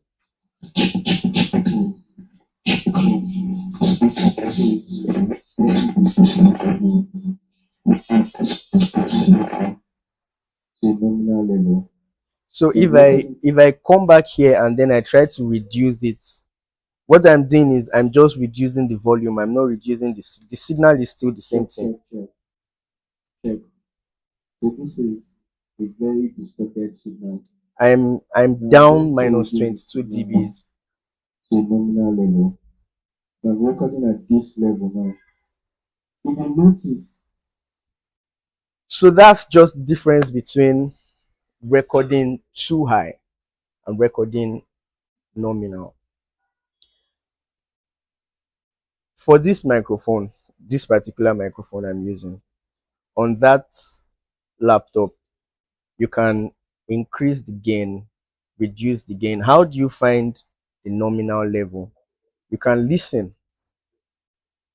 For most of the audio devices that we have now, they have these LED indicators. You want to stay in the green area while recording. If it's a podcast where you are not actually recording and you just need the room to be quite loud, you can have your way with having the signal up a little bit, where you are hitting the orange sign. Check. Hey, check. At this point I'm hitting orange.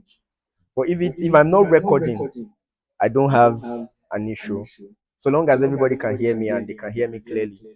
You understand? But when I'm recording, I need to be in the green areas always. Like I don't want to hit red, so that I can have headroom to do whatever I need to do on that my recording later. Do you understand? So that's basically recording and what you need to know about recording. Check your what's that? Okay, yeah. Check. Can you go to the settings? Okay, I want us to take it down minus 5 dBs. Check. Check. Hey. See, I'm shouting, but I'm still not hitting red. If I record at this level, and I try to edit, the editing is going to be better. Now I want to take it up 5 dBs. Check. Go 10 dBs. Check. I'm already clipping so much. Check. It's so red that if I record at this level right now and I try to edit, we're going to get that issue that we were having a while ago.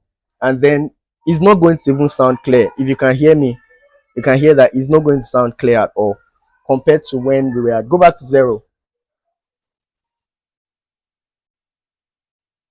Check. So everybody have like different sound pressure level for their voice. If I want to check a microphone for recording, I want to talk at my loudest, and then at that loudest I want to be somewhere around minus 15 and minus 20 at my loudest when I'm shouting, hey. So go back to that place. I want to use this arrow down. So I want to shout, hey. Keep going down until I'm somewhere between minus 15 and minus 20. Hey, check. Hey, check. 1 2, check. Keep going down. Check. Hey, check. Hey, keep going down. Check. Check. Check.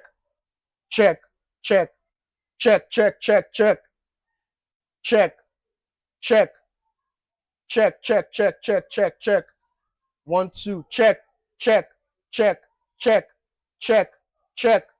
Hey, check, go down. Check, check. 1, 2, check. Okay. At this point, bar, we're fine. If I ever get to a point in my recording where I need to shout or I need to speak loud, I'm not going to cross this threshold and get a distorted sound. So you might get carried away with your discussion, with whatever you're saying, and then your voice just goes loud all of a sudden. At that point when your voice is going loud, you're still around the nominal range. Do you understand? So when you want to record, you can increase. You can increase. There's something called a compressor. A compressor is something that helps you keep the volume at the same range. So even at that point where you're shouting, the compressor is going to tame the level down or up when you are not so loud. Do you understand? So if you have all of this in mind, and then you go into your studio or whatever place that you do your film and all of that stuff, you're going to have a very good audio. Like Emmanuel said, if you have a good video and you don't have a good audio, people will not listen. Personally, if I'm scrolling through Instagram or TikTok or YouTube, for example, and then I see a very good video, I click on it and the audio is bad, I just leave. And I'm sure that it's like that for a lot of people. A lot of people are struggling to hear what you're saying. So what am I doing there? Okay, your video is fine, everything, the aesthetics is all right, everything is okay, but I can't hear what you're saying clearly. The sound is distorted. I'm hearing car horns, I'm hearing dog barks, all of that in the video. So what am I doing there? I just leave. So having a very good audio is very important. So what do you need to have in mind? Your environment, study your environment, do away with the noise floors as much as possible. What kind of microphones are you supposed to use for what kind of environment? Do you understand? So if you have like 4 people speaking, for example, and you don't have the luxury of getting 4 microphones, your room is treated. Like you don't have so much noise floor, you don't have echo around. You can use a dynamic microphone for the 4 of them.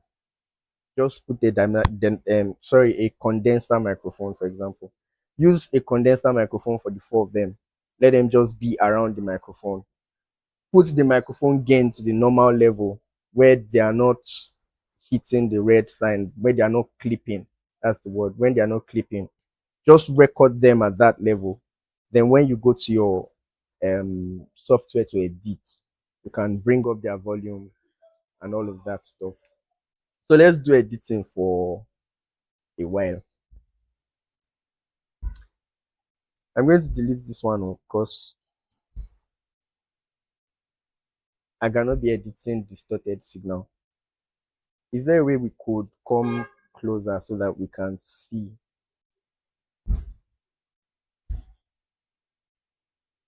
No, I don't have that. Do you have a hub? Do you have a hub? Hub. Yes. Types. That's the issue. If we can come closer so that we can.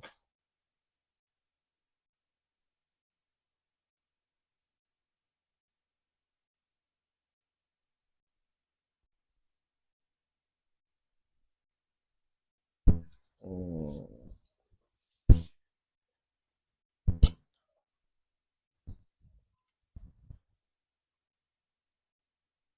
So for the purpose of this, I'm using Logic Pro. Logic Pro is only available for Mac.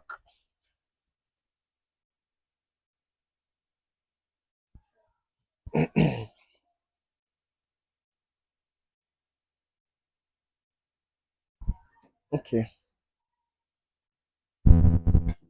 Can you see?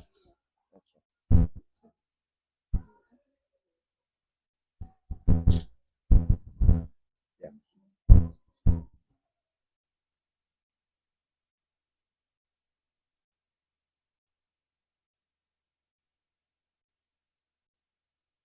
Logic Pro is only available for Mac. You use the Mac, right? Do you have Logic Pro? I could send. Do you have a laptop here? Yes. Yes. You can take my number. I'll send you a link to download.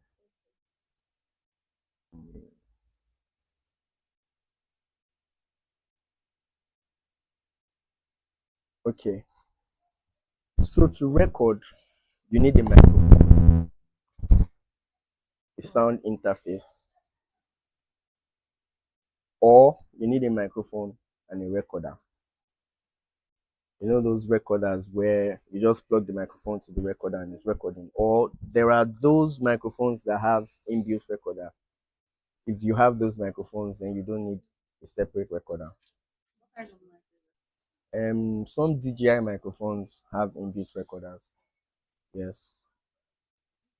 Yes, DJI. Yeah. So if you don't have that, you need a microphone, a sound interface, and that's it, and your recording device. So for this, I'm using the microphone, a sound card, and the laptop. You don't need to get sophisticated sound cards, just something that can get input and output. That's all you need. Yeah. So when you open your recording software, the first thing you need to do is select your input device. So this, for the purpose of this class, we're using Focusrite Scarlett. I'll select the input device, and then I'll select the output device. That's this guy. I want to select, yeah.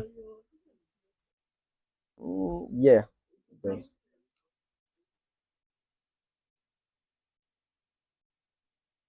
I'll go ahead screen record again. Oh, yes. But you're not going to hear my voice anyways. Um,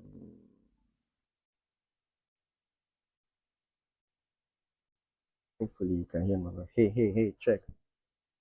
Okay, so when you open your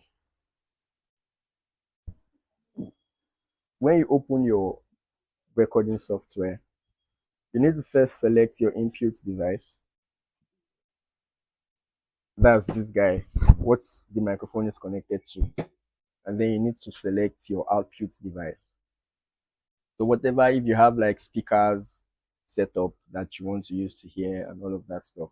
If you don't have, if it's your laptop audio you want to use, just select your laptop for that purpose. Then if you are using a sound card, I would suggest that you put the sample rate to 96.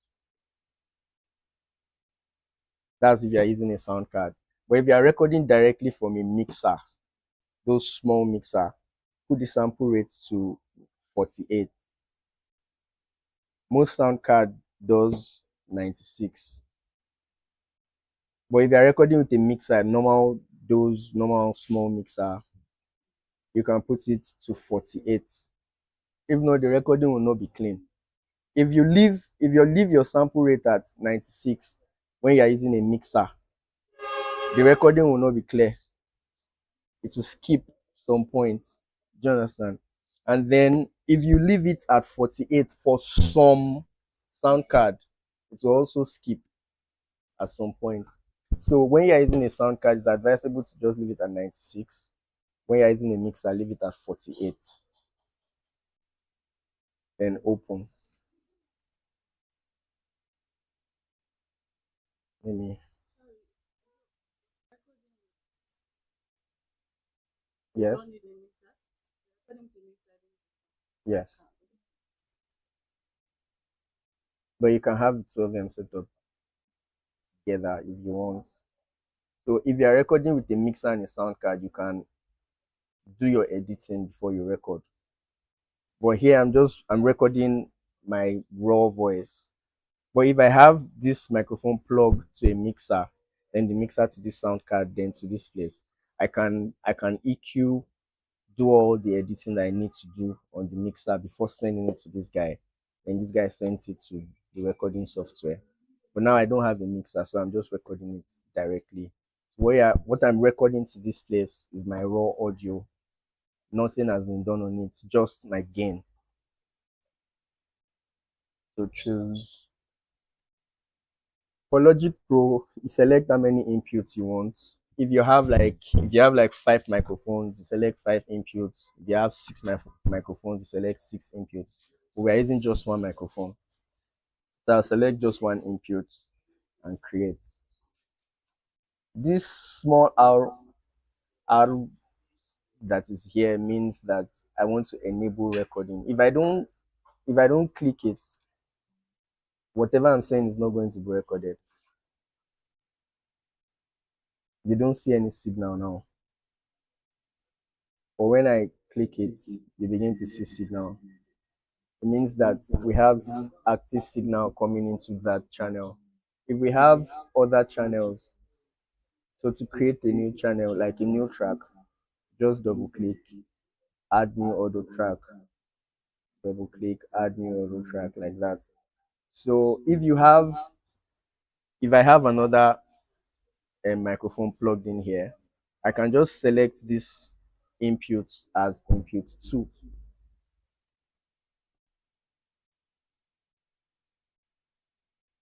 Where you have, you have input here, audio effects, sends, and output. I can come to this input side and select input 2.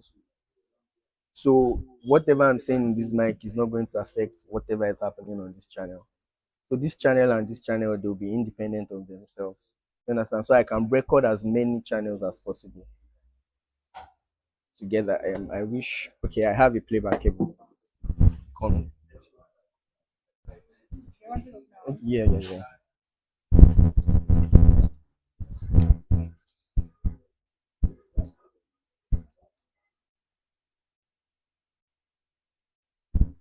Does anybody have an Android phone that I can just play music through? Can I use yours?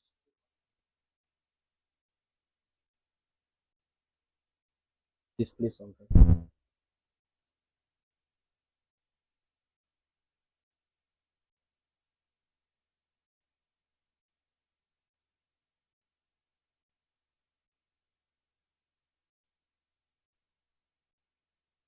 Airplane anything. Okay, as you can see, we watch she's playing. We are hitting red sometimes. So I want to get to the point where I have green and yellow. You can reduce the volume from your phone. I still playing. That's too much. That's too much.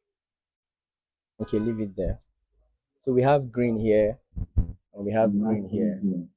So I can record the channels separately.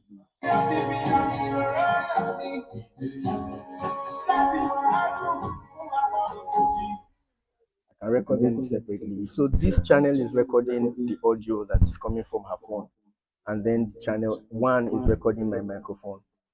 You understand? So I can record as many microphones as possible, so long as I have the inputs for them. You understand? So let's record. To record, I just need to click this recording button. Record. Check, check. This is me recording. I'm just trying to explain. Check, check, check, check, check, check. Praise God. We have the music has stopped. Okay. We have a lot of pastors here, so we can say praise God and we can get an hallelujah. Praise God. Okay, you can stop the music. So we have recorded. Now it's time for us to edit. To edit, I just need to come back here and play. Check, check. This is me recording. I'm just trying to explain. As you can see, check, check, check, check, check, check. We are only hearing my voice. We can't hear the music because the output for the music is showing no output. So I need to come here and select output, stereo output, and then we can start hearing the music. So I can edit them separately. I can decide to mute this guy and just edit my voice. So to edit my voice, basically I can, because my signal is not so strong here, I can decide to add gain.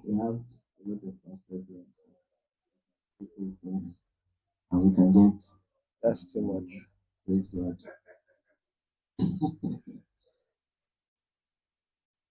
Check. This is me recording. I'm just trying to explain. As you can see, we're getting to red here. Praise God. We have the music has stopped. So I'll just reduce We have a little bit. Okay. So at this point, come back here. Check. Good. Praise God. Now I want to, this is called EQ, equalizer. So what an equalizer does is it equalizes different frequencies. So what on this microphone, for most vocals, I want to do a low cut. I want to do a low mid cut as well. Sorry. Check. Yeah. So I want to do a low cut and I want to do a mid boost, a low mid cut.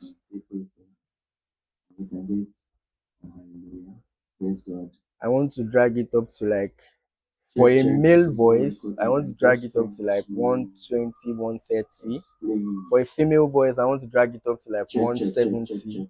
Because most female voice, they don't have those low ends, those bars, so much bars in them. So I can drag them up to like 170 or thereabouts. Then this is me recording. I'm just trying to I can cut a little bit of the low mid. Check. If you Praise God, we have the music has stopped. If you notice before, it was not so clear. Praise God. Check. This is me recording. We had like a lot of mids and a lot of lows on the voice.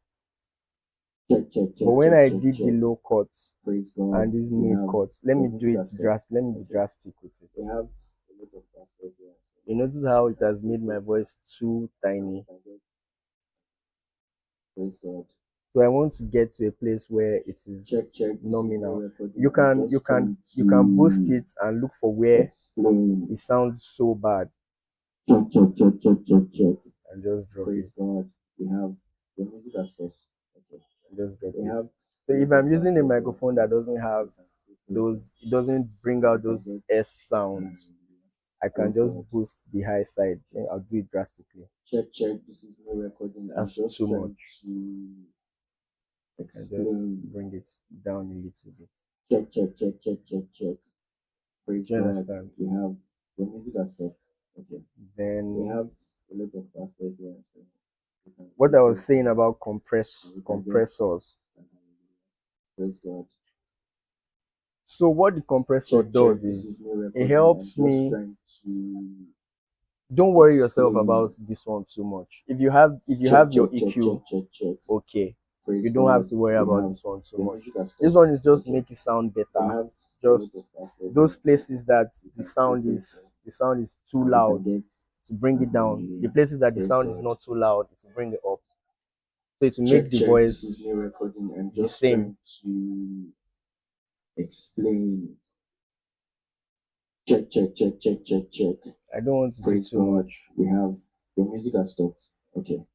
So that's basically what you need to know about recording and editing. And we can get basically. So if you are recording something that you want to have a song in the background, you don't want the song to be too loud, louder than your voice. Check. I'm going to open the song. Praise God. We have the music has stopped. Okay. So this is where it is before. You can hear the music, but you can't hear my voice so much. So I can just drop the music a little bit. Praise God. Check. This is me recording. I'm just so the music is present. You can hear the music and you can hear my voice as well. But you can hear my voice more because my voice is what you want to hear more. The music is just to help the voice. Do you understand? We have So you don't want the music to be too loud. So the focus is going to be on the music more than your voice, but you want the focus to be on your voice.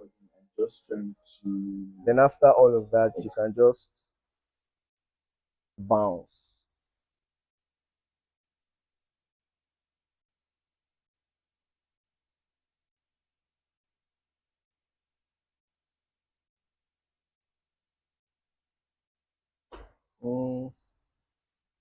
Just do Command B. For the Windows, I think it's Control B. Yeah, so you can just do Control B. Select the formats that you want to export the audio. If it's MP3 or you want to do uncompressed, you don't want it to have any compression at all. I'll recommend MP3 for you. Then just okay, and then it will save. You decide what you want to save it as. Sound class, and where you want to save it, bounce. Allow it to do its thing.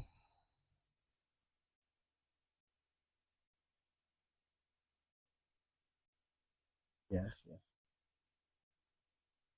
And then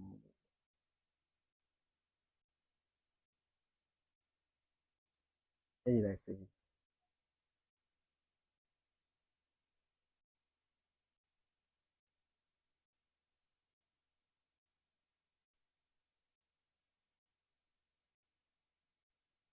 Where was desktop? I saved it. Please let me just confirm.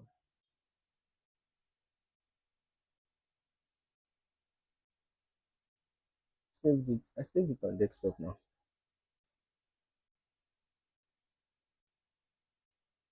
Okay, here it is. Check. This is me recording. I'm just trying to explain. Check. Praise God. We have your music. So that's just basically what we need to know about recording and all of that. Yes, please ask me. Bounce what? The bouncing is exporting it already. Yes. You can save your work, normal Control S. If you are not done, you can just save it, come back to it later to continue and all of that. But to bounce it means you're exporting it already. Just there's a fader. So these stuffs here, they are called faders. So sometimes if the volume is not loud and you know that you have good gain, you don't need to add gain. You can just increase the fader. You understand? If you know that you recorded the audio signal that you recorded, the signal was strong enough, you can hear everything correctly. You don't need to then again go and be putting gain for it and all of that. You can just fader up or fader down if it's too much. You understand? So the fader is just a way of balancing all of those things. So yeah, that's basically it. Please ask me questions.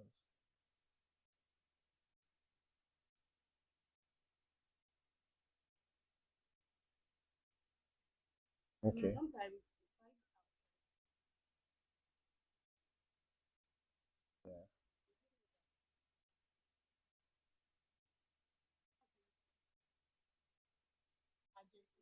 Okay.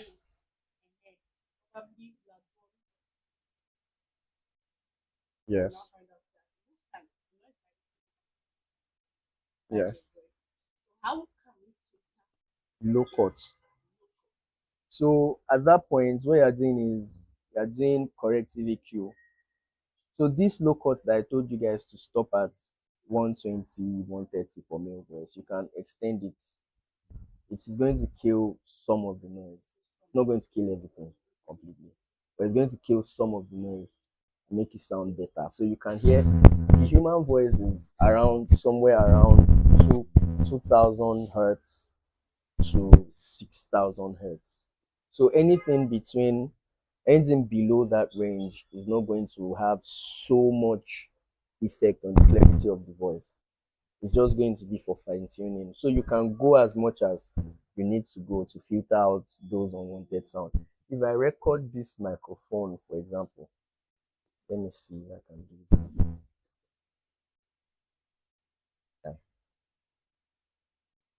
Yeah. Check. Check. Yeah, I want to do that.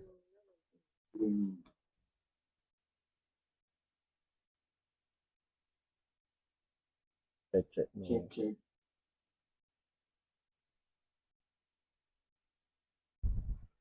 Check. Hey, check. Okay. Check. We get to that place. Okay.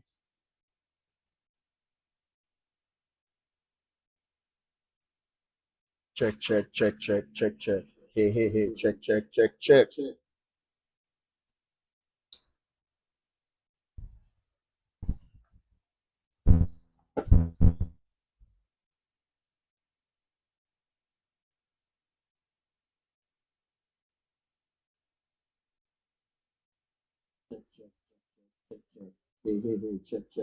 Okay, see what I was saying about using a dynamic microphone. So we have the noise. We have the noise, but the noise is not as much as we would have if we were using a condenser microphone. So let me try to bring it out a little bit. Oh, there's an EQ going on the channel. Check. Hey, check. So that's the noise right there. So if I bring this guy up a little bit. Check. Hey, check. Check. Hey, check. Okay. Check.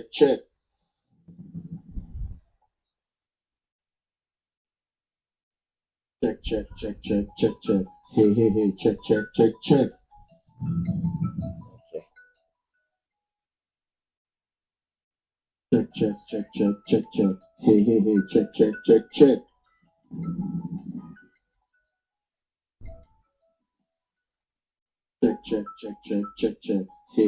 check. Check. Hey, check. So what we're doing now is corrective EQ, and then I can just check. Hey, check.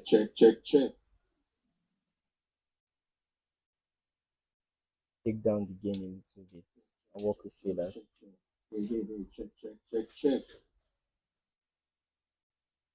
So that's what you can do. Just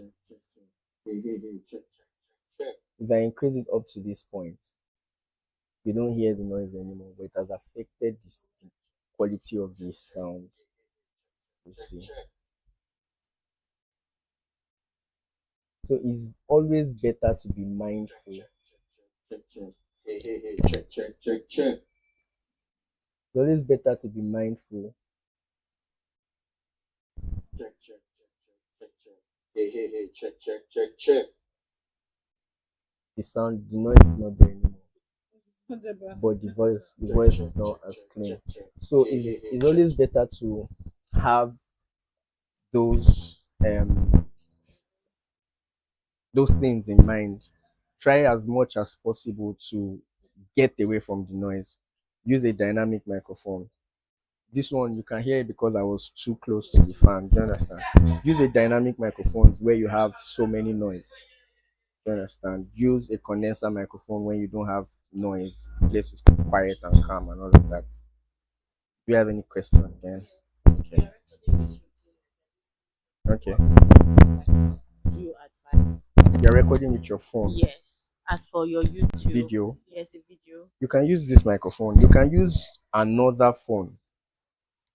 For example, you can use like an iPhone, but don't put it too close to your mouth. Okay. Take it a little bit away from your mouth so that it's not getting those plosives. Check.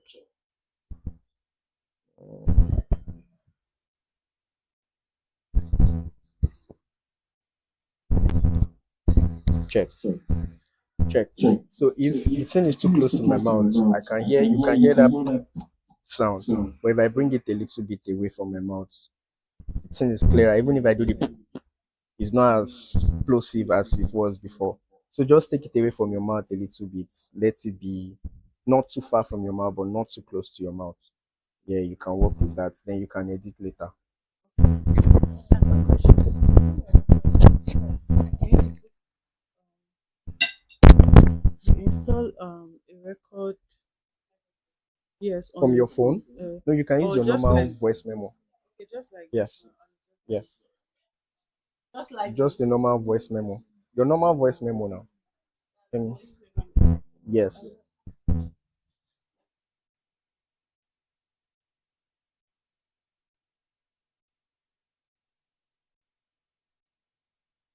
It's not here. Where's settings?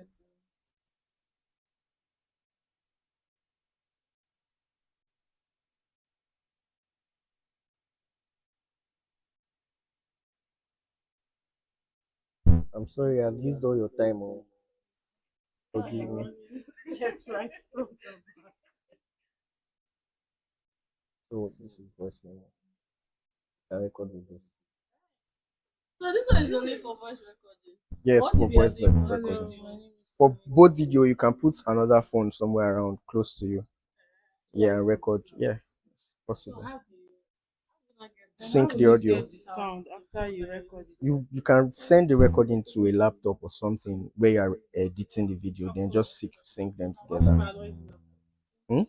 And you can still do it with your phone. It's the same way. I think that one is a bit stressful. Stressful. Yes. It's, I I mean, it's stressful, using your but you are mic. going to get a better sound It's from good that. to your record. Yes. You don't have If you don't have two phones, you can still use the same phone. It's an iPhone. It has good sound. Yeah, if it's not an iPhone, just get a microphone.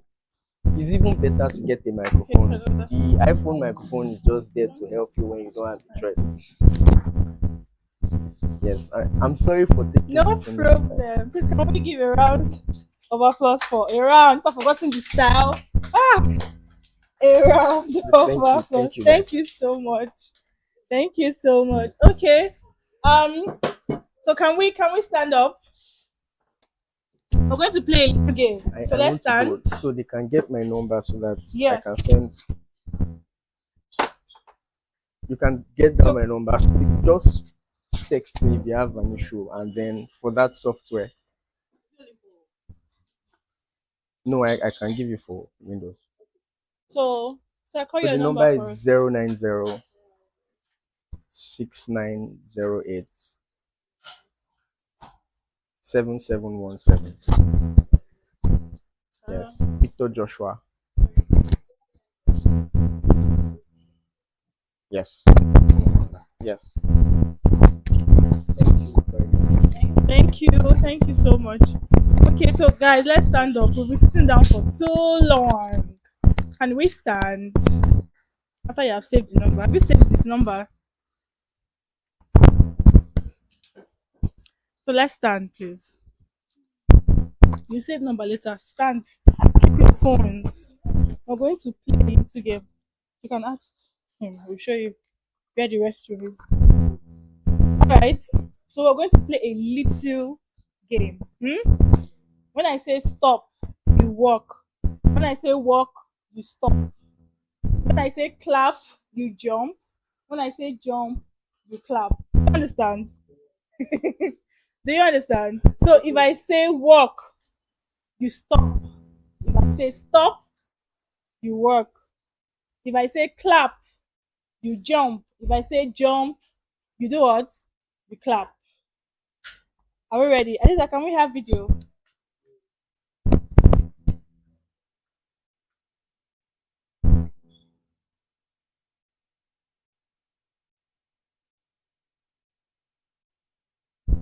So do we understand the game? Do we understand? Are you ready? Let's see who wins. So can you clap your hands? If when I say clap, you do what? You jump. When I say jump, you what? When I say jump, you what? You clap. And when I say stop, you walk. When I say walk, you stop. Do you get it? Do you get it? So can we clap our hands? Clap your hands on. Clap your hands. Clap. clap. Nowadays to clap. Clap now. Oh yeah, jump, jump, jump, clap, clap. Sure you see. Oh yeah, let's do it again. So now let's walk. Walk. I don't understand. Is that the taught you how to walk? Oh yeah, stop. Stop. Walk. Walk. Walk now. Stop. Stop. You will stop. Stop. You're trying to run away. Stop. Stop. Walk. Clap. Clap. Jump. Clap. Jump. Walk. Stop. All right, let's sit down. Thank you. So we're going to have it's see everything we've been learning, it's progressive, right? Everything we've been learning is what? Progressive. We learned YouTube, right? Now we learned how to actually get the best audio for your content. Now we are going to learn how to edit our videos. Just a very simple, short class on how you can edit your videos effectively using your phone or your system. And to facilitate that class, I would like to welcome my friend, Coach Sha. Cha Lola. Cha Lola. So with a round of applause, let's welcome Coach Cha. I'm very Cha. It's Chao. Let's welcome Coach Cha Lola with a round of applause, please. With a round of applause. Good afternoon, everybody. Hope you have been learning something today. My name is Chapola. Can I quickly just know your name? You're Pastor. I know you're Pastor. Pastor Udo. Your name, please. Jennifer, and and it's my sister's name. Nice to meet you all. So how many of us edit our videos here? Do you edit your videos? How many of us edit videos here? Nobody. Yeah, anyone? You do CapCut, PC or phone? Phone. How good are you? Are you a pro or just wait? To start from somewhere. All right, so we don't have much time to go by the intermediate class and also just be doing just very very brief introduction. So unless it's a generic video, I felt let me just use my own video. So that's why it's there. Funny enough, I'm doing this flute. So CapCut of let me just say video editing. There are so many aspects of video editing. Like you said, you edit for your video for your TikTok. That's is it lifestyle or what? What kind of videos do you edit? Okay, template videos. Oh, okay, that's nice. So you just add your own videos to it and it works like that. Very good. That's wonderful. Now, how I started video editing was like most of us are from church, Abby. I'm also a church person. And one day we're doing something and my pastor just said, let's collate these pictures and so I started from one Wondershare and I started just editing like that. Over time now, I'm now standing in front of you. I'm earning money from it by the grace of God. So I just want to implore us that whatever knowledge you are gaining from here, you can use it anywhere. Just get that knowledge and it work for you. Amen. Let's just say amen. So now for CapCut, this is the timeline for CapCut. Thank God we can see it. So I use PC, you use phone, but it works for across everything. So we have this is our timeline where we add our all our videos to edit with and all like that. So there are basic things. Sorry, excuse me. Sorry, that's fine.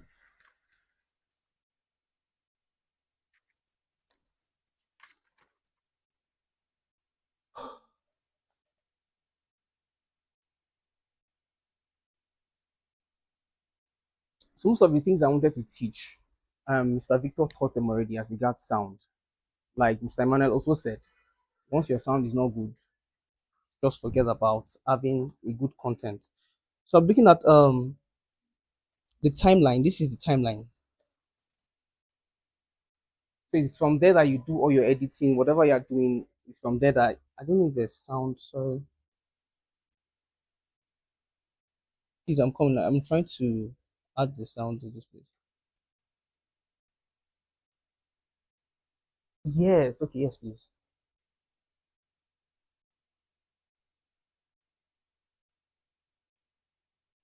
I don't know if it takes the sound.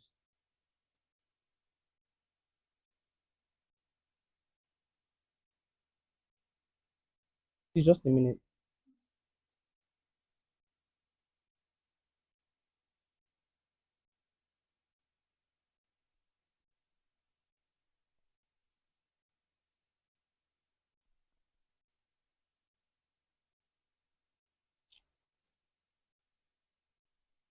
It's not, yeah.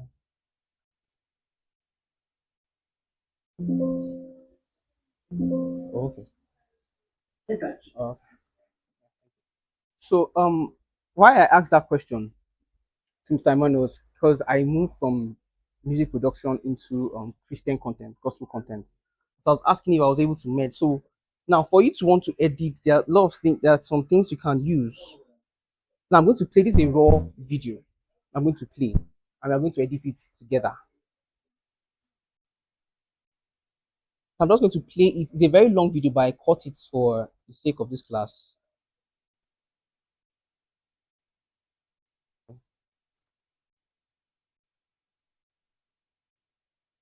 The stuff for social should go worse, right? And then she ate that Jesus Christ. How? Hey, and she's like, eh, all I need to do, all I need to do is just touch. You understand? She thought it in her heart that all I need to do is just touch. Now this is the raw format. I never even edited this video. So I want to play you the final. This is the final. What the final looks like. There's something that we do not talk about well enough, and that is the art of gratitude, a life of thanksgiving. Because we are not a generation whereby everybody feels. So now this is the final output. You can see that it's different. Now, for the what it was Mr. Victor was teaching us was basically sound recording for when you have gadgets. So what do you do when you just have your phone? What did you when so I used my phone and it's not even an iPhone. I just used a normal, it was a techno phone then I was using, and I just recorded it. So there's a way I record. When you record, you can now use, thank God for AI, to now make your voice go from this. All I need to do. You see that it's sounding as if there's it's looking. It's just there's a lot of echoes, there's a lot of background noise as opposed to this one. There's something that we do not talk about well enough, and that it looks like as though I use a mic. I didn't use any mic. So now let's look at this one now and edit it together. So now, if when you're editing videos, like Mr. Emmanuel said, our attention span has really, really reduced. So you want to be able to pass your message across as fast as possible. So it means that there are going to be points whereby they are silent or they are silent in your videos, or you're doing the all those things, you cut it out. So in this video, there are a lot of movement I needed to cut out. So let's listen together. Like this part is useless. So we cut out that part. So in this process of video editing is what we call our split, our cut and our split, right?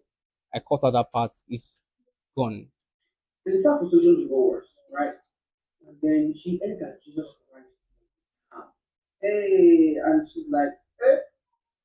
Now we don't need all those ones, so we can just cut out of those parts. So this is the first part you do when you're editing your videos. Cut out the parts you don't need, all those extra parts before you even go to any of those adjustments that you normally do. Cut out those parts you don't need and be done with it. And then she ate that Jesus Christ. We don't need that A, so we can increase.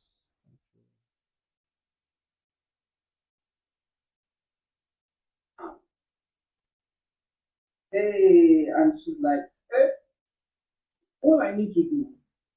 So from here, that A part, we cut it out. So to cut out, since most of us don't use CapCuts, it's just Control B,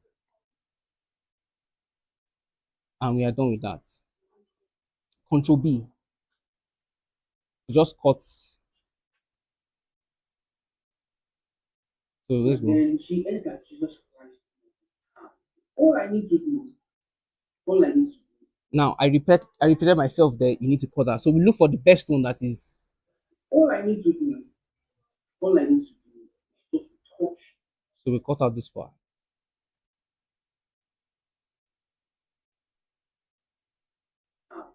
All I need to do is just now you hear that I did there was a lip smack I did there. So we have to look for it. So control plus sign can just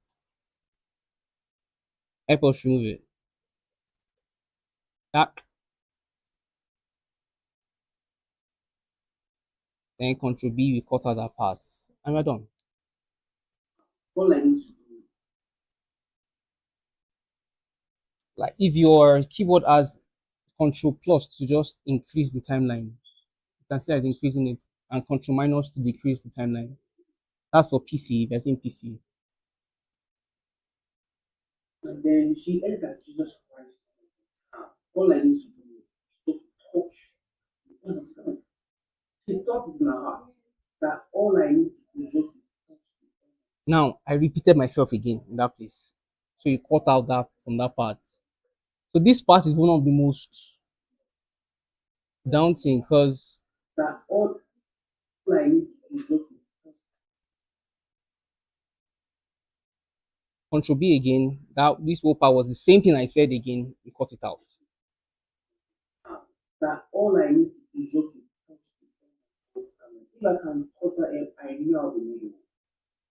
Now imagine that lip smack again. So this is where the lip smack is. Control B. Here again, Control B, and we cut. Now, for like Mr. Emmanuel said, there are different moods.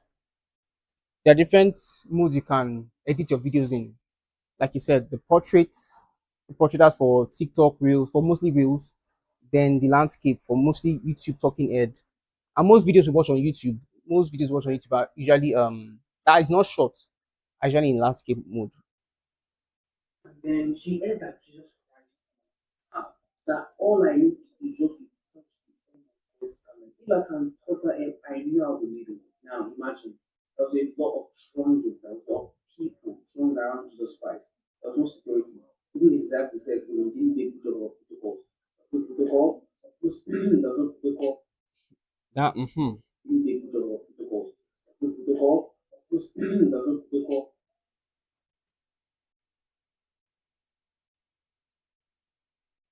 Cut out this part. So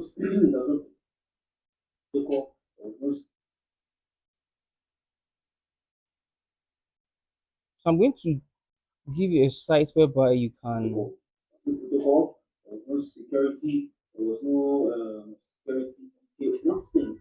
Just as I was walking like that. Let's be done with this. All right, now we have gotten, let's assume we have cut our videos. Don't forget, you can also apply this to your phones. We have cut our videos, and this is where we are. What next are we going to do?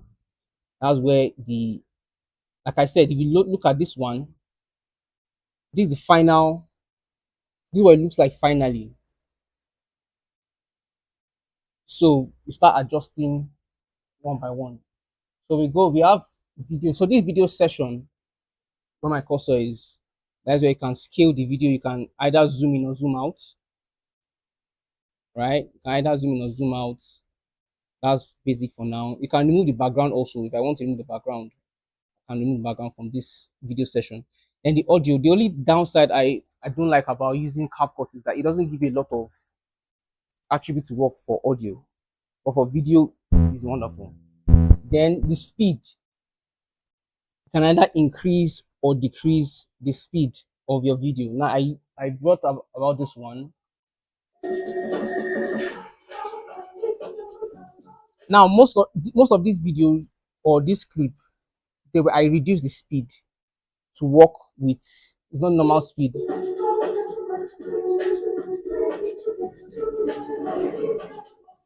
So that's what the speed is for. Then yes, the speed. Now from here now, let's just do a physical example now.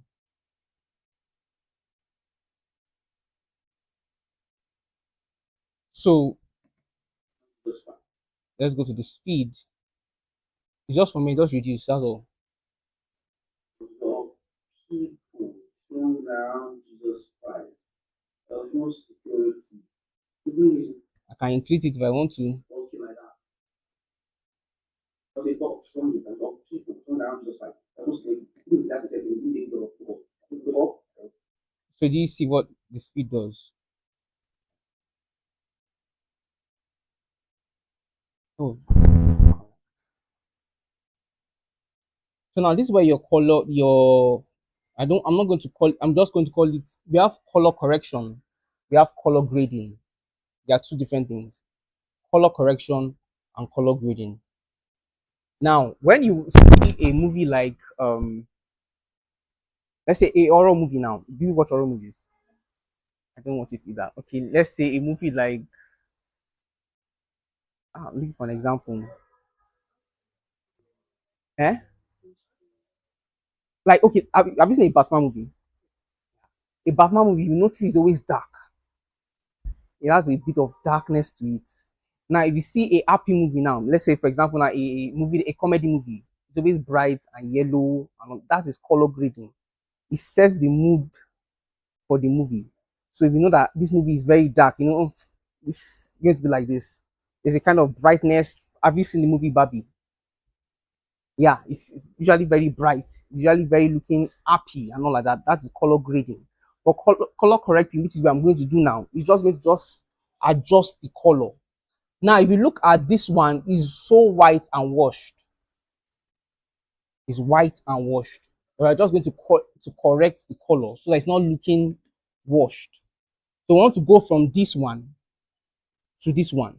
This You see that this one looks more appealing than this one. So for their camcorders, like AI is coming in and helping people to do a lot of things. There's auto adjust. I don't use it, as we can automatically adjust it. But sorry, let me. CapCut works with data.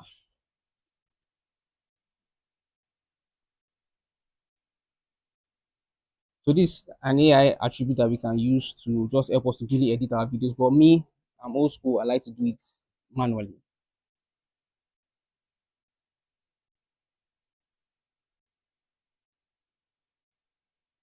So we have normal, just the basic that we can use. Temperature, if you look at temperature, that sets the mood. If it's cold, it looks like this. If it's warm, it looks like this. So we just want it to be in the middle, not too much. Saturation, that's where your color comes in. Too much of it is red, none of it is black and white. That's for your saturation. Then the exposure, that's the exposure, how the light comes into how much of light you want in your video. That's what the exposure is for. How much of light we want in our video. So there's already too much light. I will just reduce it just a tad bit. Then contrast, you can see what contrast does. It adds like a bit of depth to our videos. So we are just going to be seeing everything as it is. Highlight, look at what highlight does. Highlight pinpoint where your light is. It either reduces it or increases it. Then look at what shadow does. You can see what it does without me explaining it. So shadow gives some bit of also depth to it, so that if your video is maybe dark and you want to see some place in your face, you can just increase the shadow. Then white, black, brilliance, what it does. Too much of it makes it all too bad. Just reduce it there. Then you can sharpen your video a little bit. I used the reason why I'm doing all of these things because I used a technophone to record this. There's some phones like if you use an iPhone, you don't really get to do much. Like for this one, it was an iPhone that was used for this one. I didn't get to do much because the iPhone already has its color there already. So back to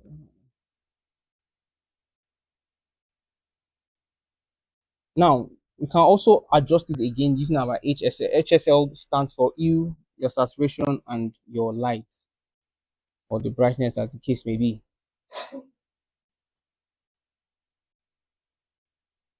So this one works basically with the colors that you're using for your editing. That's the HSL. You see that when I darken it, it darkens the color, and I brighten it. Saturation, like we said earlier on, either make it black or white, especially for the color. Now, in this place, look at this place, I'm on red.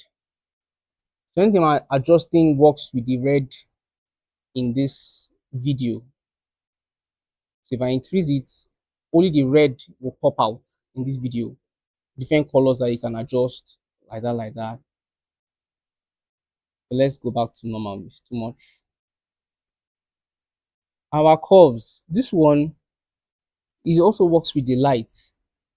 Now, for me, I don't usually work with there are three: the Luma, we have the red, the green, and the blue. But I only work with the white, light that's there. So you see what it does, right? It's just to give you some bit of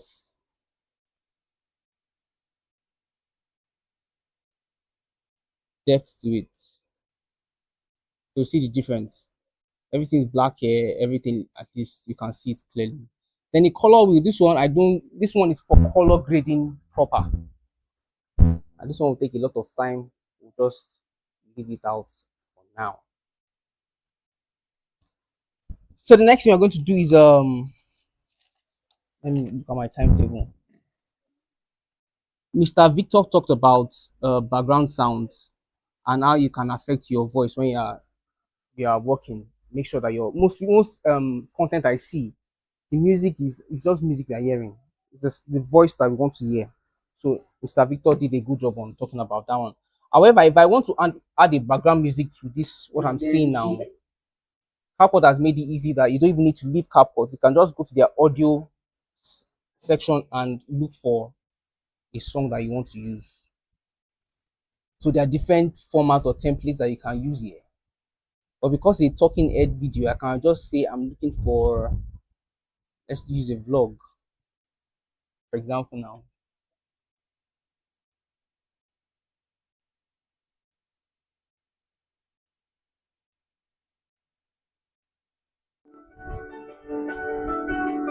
It's too generic and it's too happy. So we can so what we can do, like you can just search for the mood you want. So what mood are we looking for this kind of talking head video? We're looking for maybe a melancholy.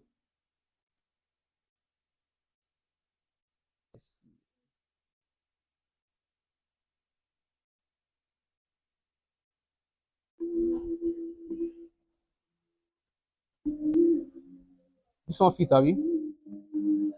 All right, let's work with this one. So we go to the end of the video and don't forget to cut it. To cut is what? Control B. Don't forget Control B. And then she heard that Jesus Christ, that all I need to do is just to touch the hem. So I can feel that and I know. Now hundreds of people thrown down. Now, for me, I still think that the music is a tad bit loud. Just reduce it a little bit to fit, so it's not overshadowing the sound. I just Jesus Christ. There was no security. Even the disciples said they didn't do a good job to work. To all, there was no security, there was no security. all right. So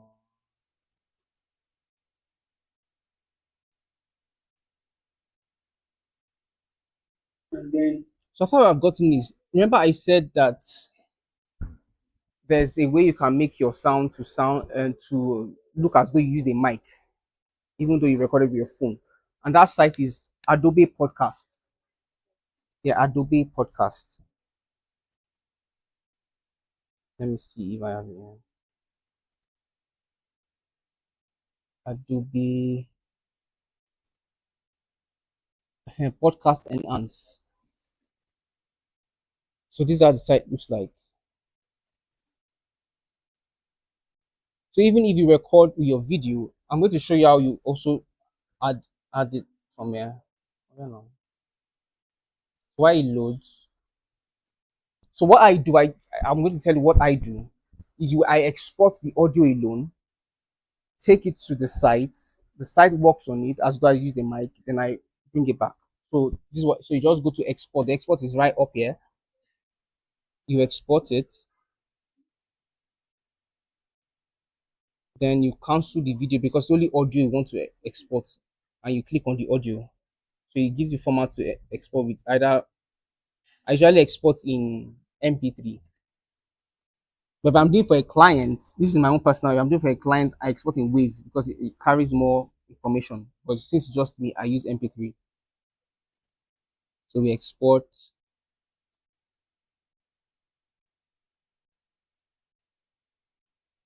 it here. Yeah, I need to on this system. What's my password?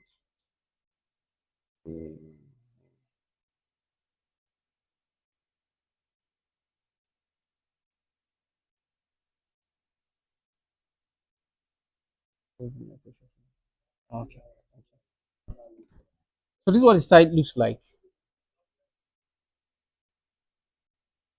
And I use this even when I'm, you can also use this, assuming for those of us that take video of our pastors. You know, when your pastor is talking and you're recording him, is most churches, it's not all churches that are padded. It carries all those backgrounds. So this side, especially for clips, so we are doing long form video, doing it's too much. So this is an example of what it does. Hey, Sam here, the lead designer on the Adobe podcast, and I'm out here. This is a raw file, By the but this is what the enhanced sounds like. Square Office, and just recording this video to give you a little sample to try out enhanced speech. So you see that it saves you a lot. So now I understand the point of Mr. Victor. If you are doing a proper recording, you don't need this, right? Because of course you need to have your padded fans, everything needs to be off, like he said. But if you are doing like your a content for yourself personally, this site is very, very good for you. So it means that even if you're in a noisy place, they are actually like, if you're in a noisy place, it helps to remove all of those background noises. Putting out the background noise and enhancing my voice. So there's even more background noise now. You hear the large generator turning on behind me. So you see. So like I said, if you are doing a proper recording session, use this method. And because that one, you need every little detail. If you're doing for your content, since we are doing a content class, this Adobe Podcast enhances your friend. Files. Where did I download to?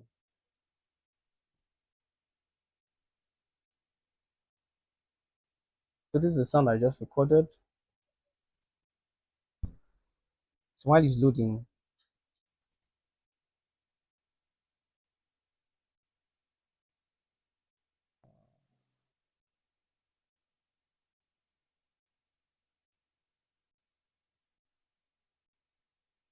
I'm coming on.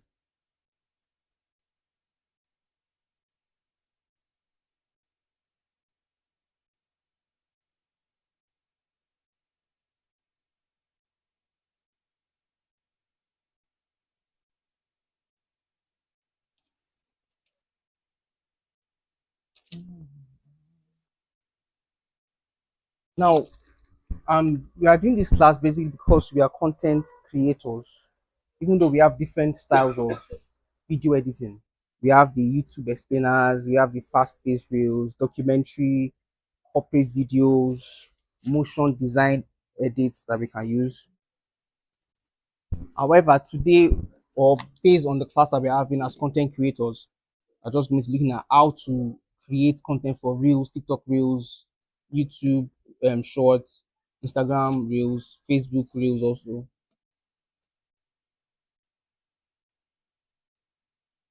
So we're going to download.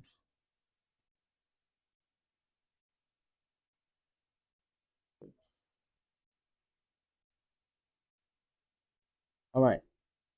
When you download from our media, you can import. You see it, import whatever you want to into your timeline. Let's go to.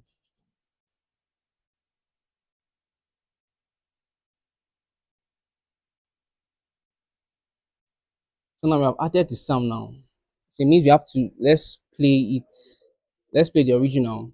Jesus Christ. There's no security. Who is that? And let's play the one we just put in. The door of throne with the door of people thrown around Jesus Christ. You can see the difference.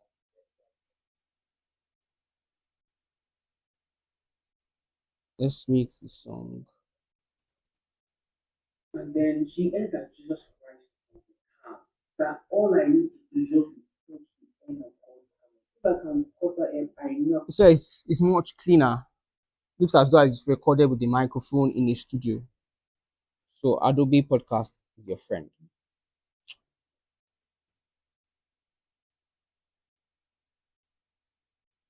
What? Yeah.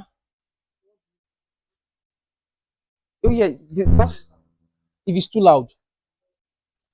So this is your mute clip audio. Then once you just click on it, if it's a video, it will bring other options for video. But because it's an MP3, once you click on it, so it just brings about this. So you can reduce the volume from here, like I did for this one. You can just from here. Do you understand now? All right. Now, from here, I can change if I don't want it to sound like myself. I can change the voice from here. Let's do for one self.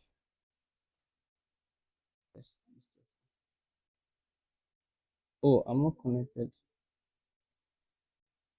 How is it not? How does it say network error?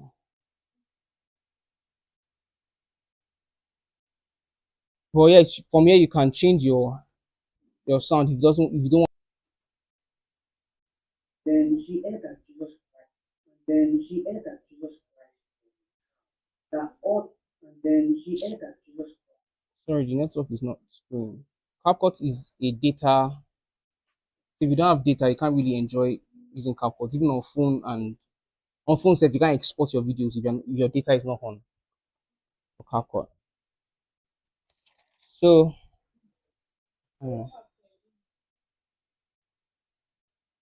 there are different for content creators mostly we use CapCut, but we have Premiere Pro, Adobe Premiere Pro. Like I use, we have DaVinci Resolve. That I can use those now. The reason why like I said, when I started video editing, I started with Wondershare, then I moved to Adobe Premiere Pro. But because we're in Nigeria, for now you can just download Adobe. So they now made it a cloud-based system, Adobe Resolve, as opposed to other softwares. So it's not really big. CapCut is the beginner friendly. Yes, like I said, is now most things we're doing is now cloud based. So no matter where you are, like now, this is not my editing system. It's a desktop that I use in my office. So what I just did was I just connected my CapCut, connected it to this place, and I'm connected back. Right.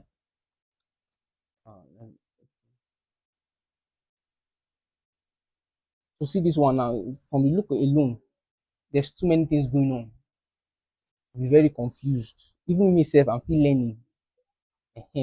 So for this one is for like professionals. When you have gotten to that place whereby you want to start editing for big brands and all like that, this is advised. What's that? Hell, Chineke. Once you import your whatever you want to import, you are done. It's here, just drag, And then she ended at Jesus Christ. just drag and play. All right. So now captions. CapCut is yet another software that just generate and voila, it does it for you.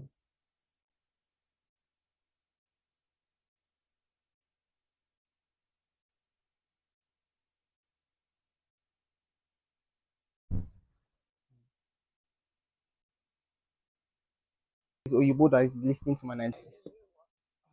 So there are bits you need to adjust by yourself. So CapCut is very easy. That's a lot in the editing world. The have CapCut users that you're not professionals. Because CapCut, everything you need is there. You don't need to stress. You don't need to. So there are templates for that you can use to just make it more engaging. Let's see. Let's also a random one.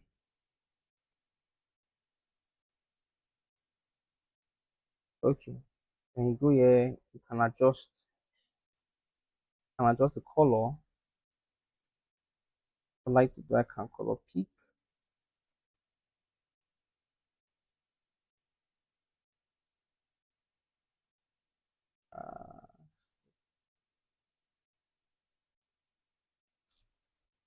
Let's look at this. And then she ended at Jesus Christ. This color is too. Let's leave that white. That all I need to do is just to touch the M of God. If I can cut the M, I know I'll be middle. Now imagine. Now, oh, I did not tell you this one. Now, because we had cut our videos, if you notice that this one is still white, this was what we worked on. So you just go to this place and apply this same setting, apply to all, and everything carries the same. Imagine. Yeah.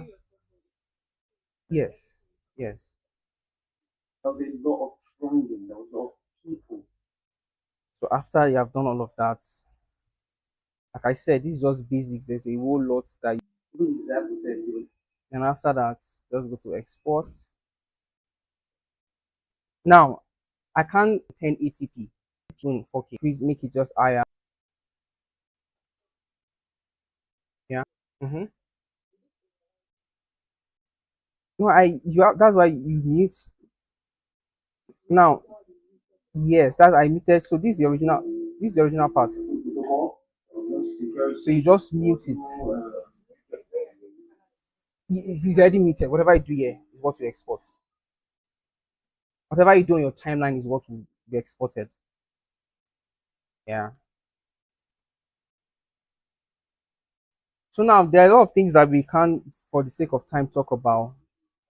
But video editing is very simple once you just apply yourself to it. You're using your PC. I use PC because I like the big screen. I like anyone you want to use either tutorial like that, like that, like that, like that, like that. So that's it. So, any questions? Or we'll call it a day. Yes, please. Yeah.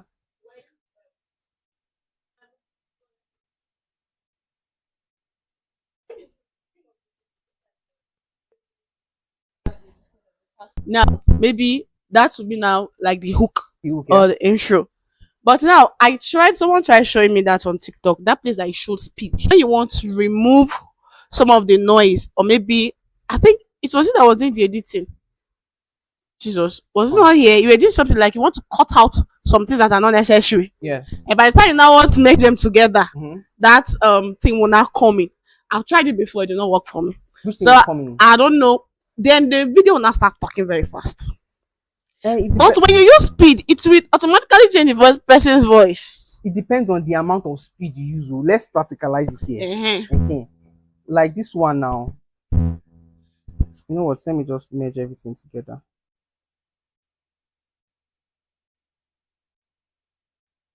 So you can just make them a compound, even though you have cut them. There's an let me show you. So now we cut all of them into pieces. So you can select all of them and then just join them. It's called where is it? Create a compound clip. So it makes it one. It makes a whole video. Let's make it times 2. Then she ate and she just. Oh, sorry. Now because I have muted, I'm not.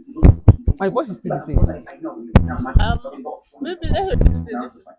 Yeah. It depends. Can change the audio pitch. There's You see how it changes the voice. because even the this times 2. So maybe probably you change the audio pitch. It's not the voice. The audio pitch is what you probably pressed, right? That's it. Any other question? Number or the best, like this second one now you edited this Yeah. 121 1 point, yeah, the color presentation. Maybe you go to the color, like editing. The color. Okay. Is it this side? Sorry. Like, Now there is no final. Yes. This is a final output. final output now. Yes. There were so many things I used. Now there's my at this side is coming from this side, and then the filler light. Then I use this one at the back as just like to separate myself from the background. So there are lights that I use. So even though I use a techno phone, they will not know because I use light to because now the place you record, if you are recording here, the settings you use for what you use if you're recording here will different from what you're using in a studio or in a case there's a bright light. So there's no cloud rule. It's just what works for you. So I don't go to and that's fine. It's fine. Leave it. Right? Does it look nice to my eyes? Does it look pleasing? Yeah, you leave it. Because most people when they say, what did you use? They might not use what the person is using. If I now say, okay, this is what I use, and you have a different scenario by which you are recording, it will not work. So what our advice is that okay, when you have your recorded video, or just for practice sake, just be which one works for me, which one works best for which area I use, environment I use. Another question? It's paid, it's pro version. For me, I like to see everything. But of course, your phone, there are so many people that edit their phone. Like, no, I wanted to. There was a time next to the text feature. Everything is here. There's even yes. So I was like, how did I do on the phone? On the phone, it was after I finished recording, I realized this what I was looking for. The text template is there. You just might not know where it is, but everything is there. So you were saying something about your church media that you wanted to engage to increase your YouTube. Okay. So what do you usually post, the long form videos or reels?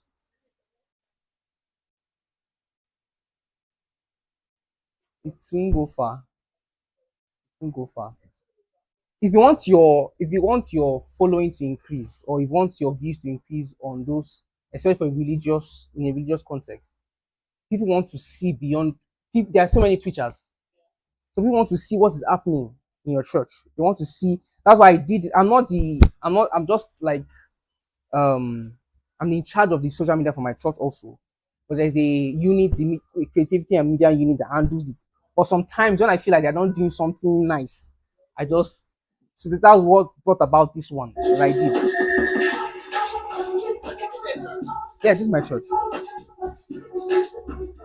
So when people see this, it's not preaching. They want to see what's going on.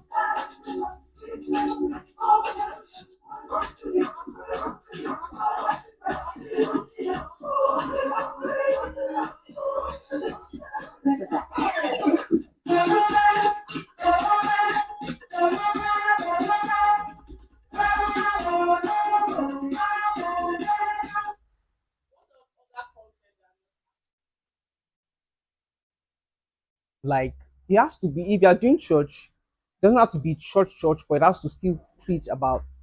And because now if you see some people do contents like Bible quizzes, yeah, like that. That can work too. So they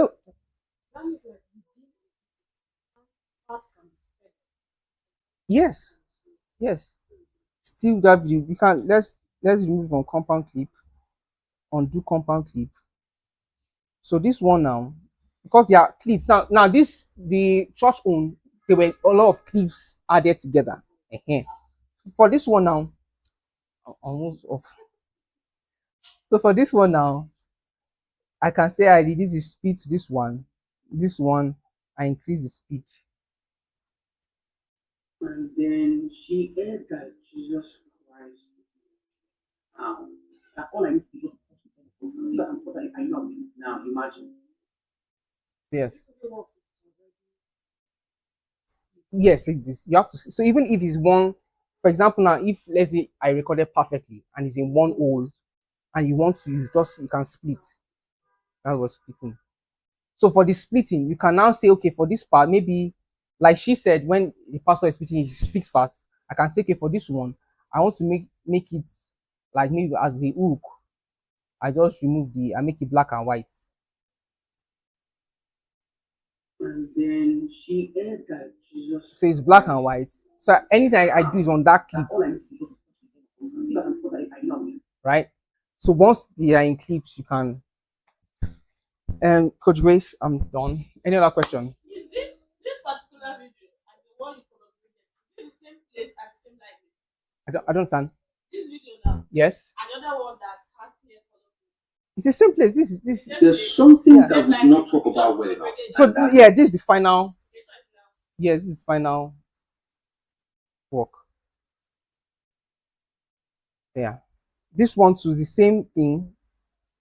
2025, day 2 and count. If you see that it's so scattered, but this is the final product. 2025, day 2 and counting night is over. Am I taking tonight?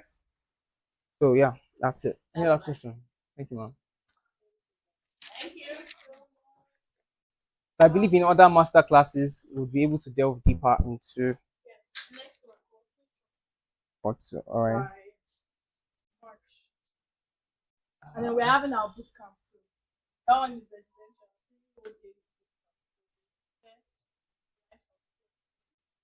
Sir? All right, so are we having a good time? We're having a good time.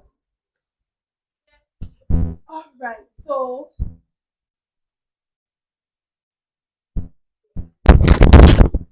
what do we say to Coach Charlie? Great. What do we say to him? So thank you, Coach. We really appreciate it. We're at the climax, almost at the climax.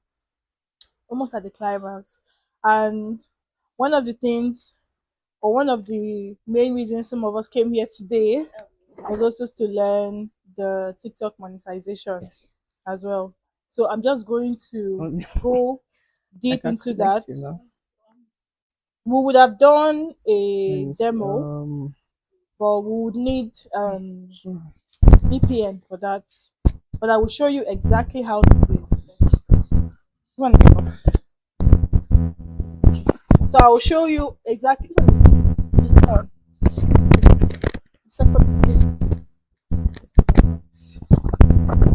All right, so we would go deep into that in just a second, and once we're done with that, we'll wrap up and we'll go home. So, do we need a 5 minutes? Do we need like a 2 or 3 minutes break before we continue, or should we just rush it so that we can just finish and go home? You need to. Okay. All right. So let's do 5 minutes. Is 5 minutes okay? Let's do 5 minutes break. Then when we come back, we'll tackle content and then we'll tackle TikTok monetization and then we'll close it for the day. Are we good? All right. So I will see you back in 5 minutes.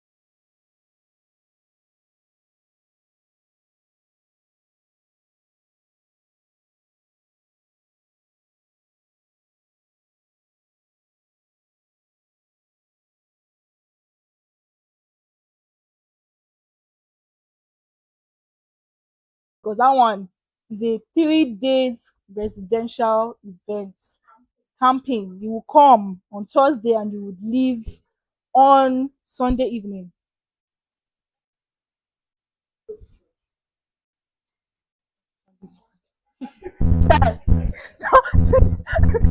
This should even be a skit right now. All the pastors with their reactions. all the reactions. All the reactions. Oh, Father Lord. Oh. No, no.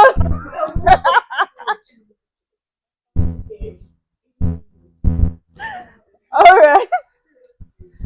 So for if you are maybe you're saying, okay, no, I don't want to do skits. I don't want to, give myself out there. I want to teach. I want to share knowledge. Then let me show you the framework that you can use. It is called ease.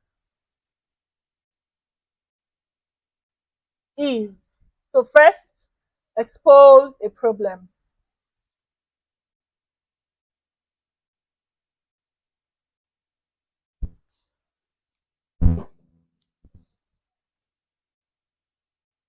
Expose a problem. For me, when I started as a social media manager, I didn't have, in fact, I had bought one course with my last 10K. In fact, it was not even my last 10K, it was someone that even gave me the 10K.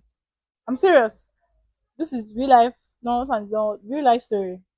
So when I bought that course, I was like, on, if I have this course, because the way the coach hyped, see, Instagram coaches, fear them with all your mind. Because when it comes to hyping, I was like, no, this course, I must get it. I must get this course. So I bought it. Thank you. I opened, so even on Google Drive, I opened course. I saw things that even me, I can collect on YouTube. I was like, she was telling me how to design on Canva. The whole thing was, she was saying, she called it the 10-day sales challenge. I be 10, with this you can make millions of naira. I'm like, okay, I'm ready. We die here. We die here. And I'm seeing how to design on Canva, how to arrange your page. I'm like, okay, where's the real the money part? And she talked about content. She was like, see, if you want to make money on this internet, just keep posting consistently. I said, okay. So she could arrange something like this, right? It means me that have all the knowledge self. I can equally go to the same YouTube, arrange the content, and sell. And that was how I started. I went there. So what I did was that I still have that book till today.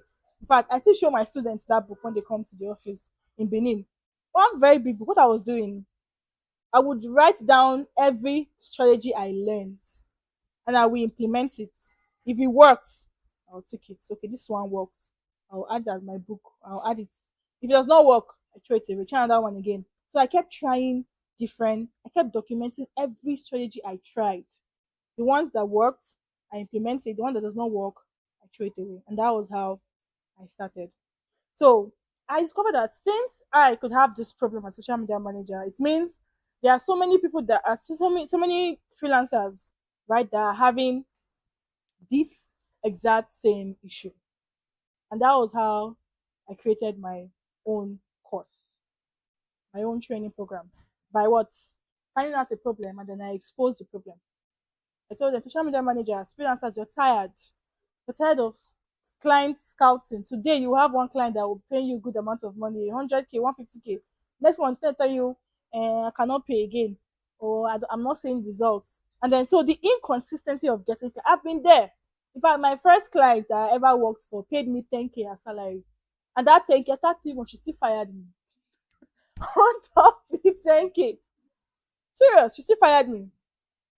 So I was like, what's that thing that makes people buy? What's that thing that makes people buy online? What are those things? That's what I started documenting. So now, if you come to me, I hardly even train on social media. Now, if you come to me, I have built my own framework. I call it Calm. Clients, attraction. Guess what the M is for?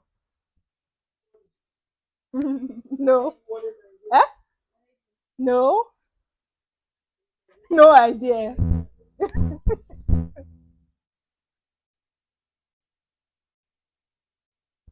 What's that?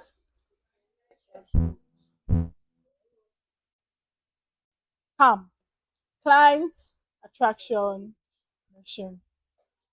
And that's how I base my signature program on. That's what the camp event is going to be about.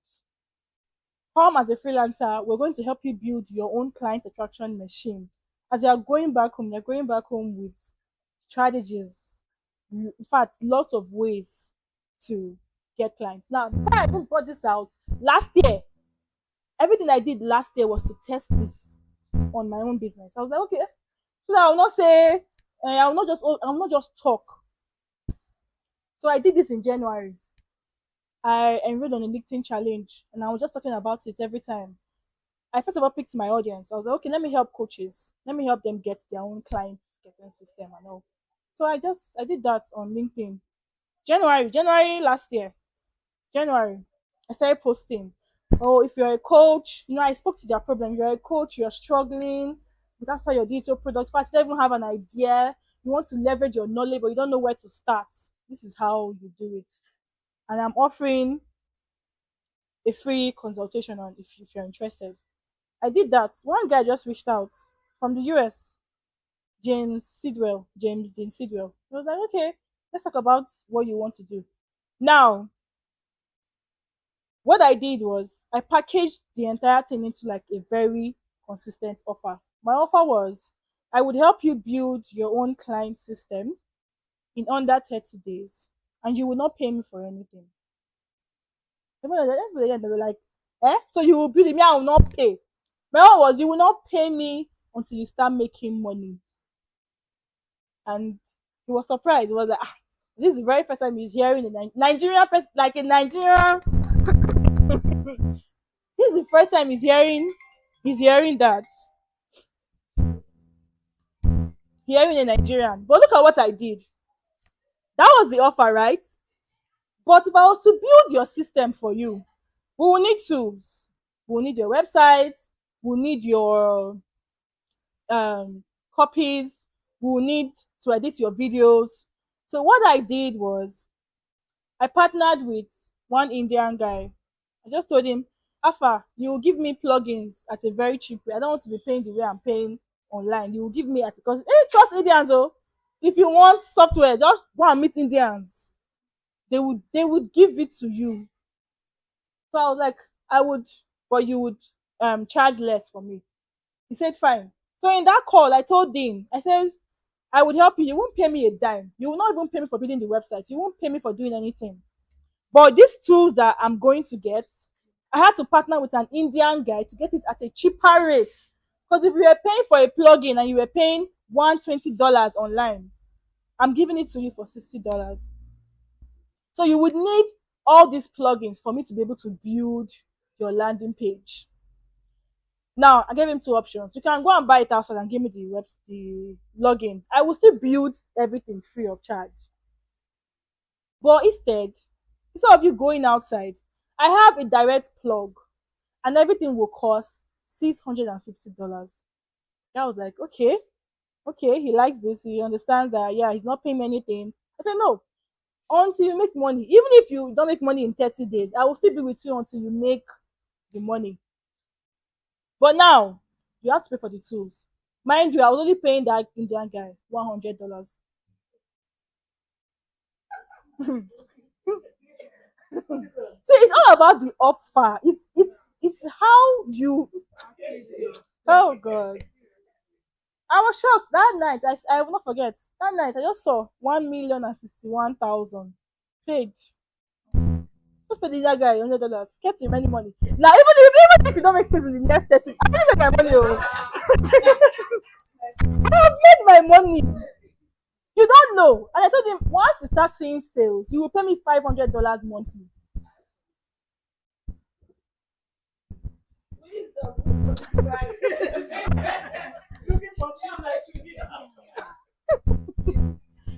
So you see, I tested it.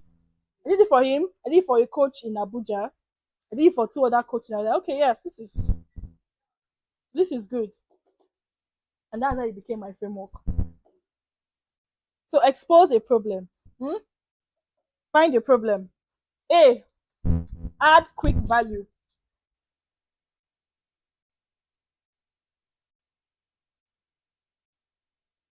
So now if you come to my LinkedIn, I still end my post with I want to help coaches and consultants who want to sell their data products. Book a call with me. Value. Show a demo. A simple demo, and then end with action.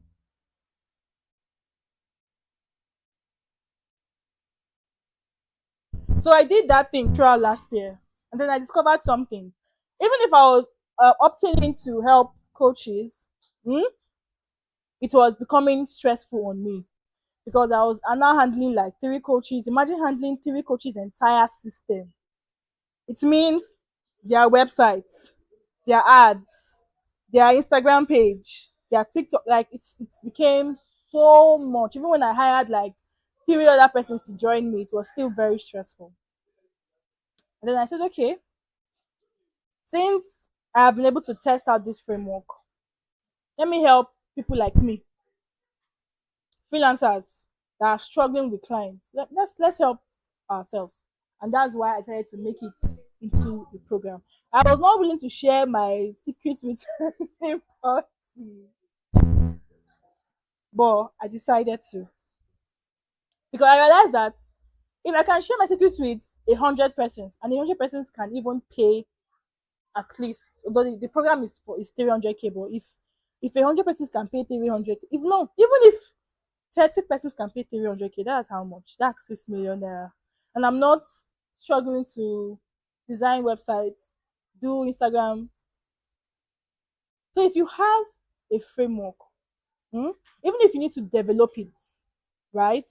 Develop it, test it, and then if it's proven, the next thing is to teach it. All the TikTokers that are teaching many things on is because they've discovered some of them don't even test the framework. They'll just go and Google it and come and teach you. But they will Google it, they will now package it into a course and sell to you for 5K, 10K. You will buy. So there are other ways to make money. You don't have to be the skits. You can teach something you know. Teach it, develop it. In fact, before the very first book that not the very first year, but one of the books I read that changed my entire perspective is this book, Expert Secrets by Russell Brunstein. Because when I started, I was like, I really don't want to I really don't want to serve Nigerian people. And because I did not want to serve Nigerian clients, I had to learn from international coaches. And there's no way I will have $1,000 for any international coach lecture or big webinar. So what I did was I consumed a lot of marketing books written by those people. You can get, if I had a plug in Lagos, I still have it to today. If you want, I can give it to you. He has those books for sale. I just go meet him. After I need this book, this book, this book. I pay. He will busy back to me in the name. So that was how I was able to learn, right? So if you want to really be an expert, please go and read this book, Expert Secrets by Russell Brunstein. Okay, so let's do TikTok. I just showed you that there are a lot of other ways to make money, right? You can create skits, fine. You can teach what you know. In fact, teaching what you know is even the easiest now, because if you build your entire personal brand around it, you keep reaping, and reaping. In fact, there are days I get client that I don't even accept. I'll be like, okay, no, I have students. Just post on the group chat. Who is interested though? Let's pay this amount of money. Who is interested? If you're interested, shoot your shots. Because I cannot even handle them as they come. But how did I get there? Consistency, speaking their language, doing it. So if you found something that you are so good at, even if you are not so good at it, right? If it's something you feel you can teach, you can develop it and then teach it. There's something Russell Brunson said. He said, you may be feeling like, oh, I don't have enough certification to teach that thing. And then he asked the question, have you gotten results from that thing you say you know how to do? If yes, then your results are your qualifications. Your results are what? Qualifications. So now, let's go to TikTok. What are the 5 TikTok money paths? The first one is the TikTok, we can project. The first one is the TikTok creativity program, the TikTok reward program. That's where you get paid for your views, but it is not available for persons in Nigeria. TikTok don't pay Nigerians for views, and that's why we use VPN plus dedicated IP address. So the first one, TikTok creativity program. Second one, affiliate marketing, promoting other people's products and getting paid for it. The third one, selling digital products, which is your courses, classes, brand deals, and then lead generation. Now, TikTok is not where you cash out most times. TikTok is where you capture their attention, you move people, and then you get paid.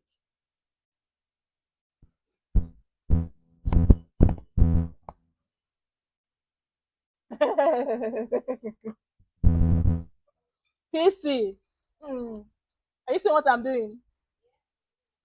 Are you seeing that it's not working? Hmm.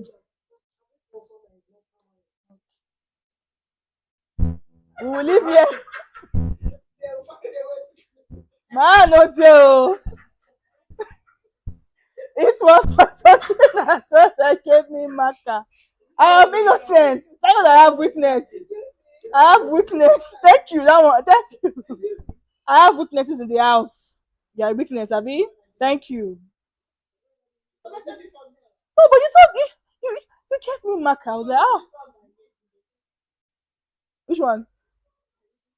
Can you imagine?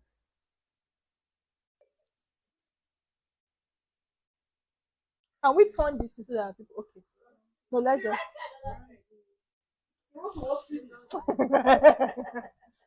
So brand deals, right? Affiliate marketing, selling digital products, and then the creator reward program. So let me just walk you through let me walk you through my own framework, which is the faceless content that works. So what I do, and I will give you a framework for free. Like I will say it like once, I will not say it again. Hmm? WhatsApp, and that's lead generation. It's in it from TikTok to WhatsApp. Yeah. That's how I found you now. Abi? Just run the TikTok ad from to WhatsApp group. Nurture them in the WhatsApp group. And that's it. So if you want to see, you have to choose your hustle. Honestly. Which one do you want to do? No, there are so many ways. Choose your hustle.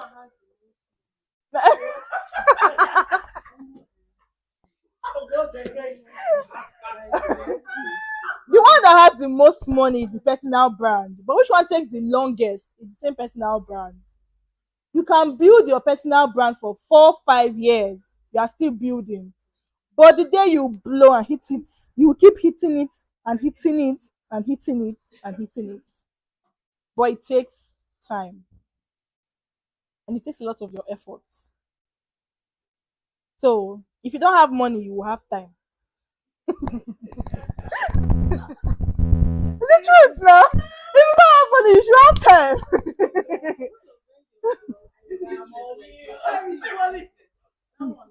Yes, now you get your audience too.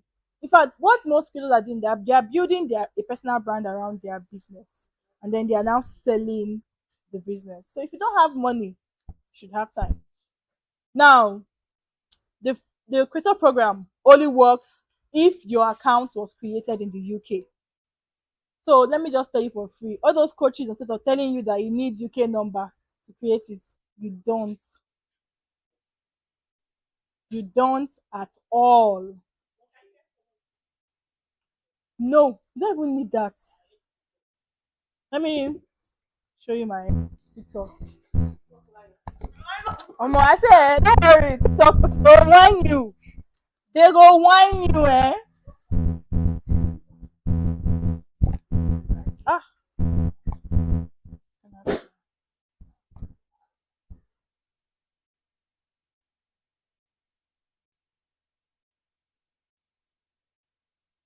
thank you.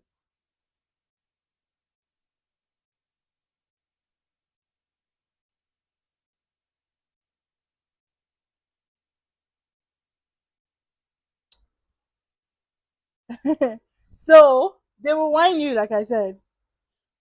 What you need is actually a new Gmail. Now, please don't make the mistake of creating your TikTok account with an old Gmail account. Yes. Because in a way, that Gmail still shows that you are in Nigeria. Now, you don't need VPN to create the new Gmail. Oh. Just because Google will even give you stress. Just create. Now, before you even do that, make sure you log out on your Gmail, all of your Gmail accounts. Just log it out. Uninstall TikTok app. I'm serious. Uninstall it, right? Then create a new Gmail and make sure you are logged into that Gmail before you start. Now for iPhone, you have to switch the Chrome like to that Gmail, the new one you created. Oh. Now once you've done that, you purchase NordVPN with dedicated IP address. Mm.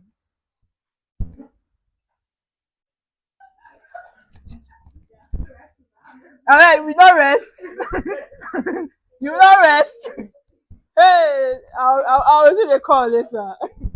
I'm so sure of it. Hey, where this clean family? Is there a way?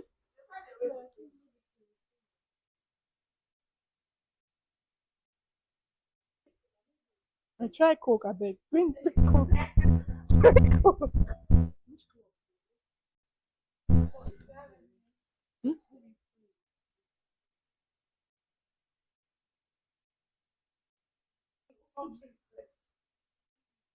Mm.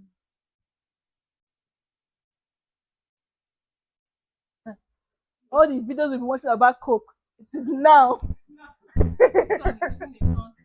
It is now. Okay, oh. Let it be known that. Eh.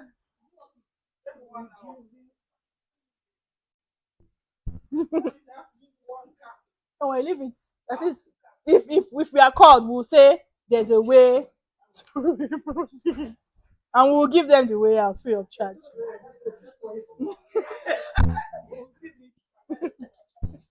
So first, you new Gmail first of all, right? Create it, log in. Second, it don't worry, don't forget. Just open a new one.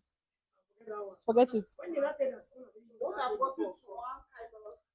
If you're using faceless content, it doesn't really care about the name. You can put my own name is Zodiac underscore videos 01.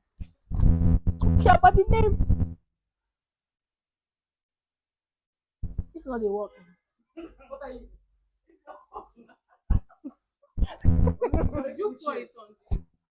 Pour it very well.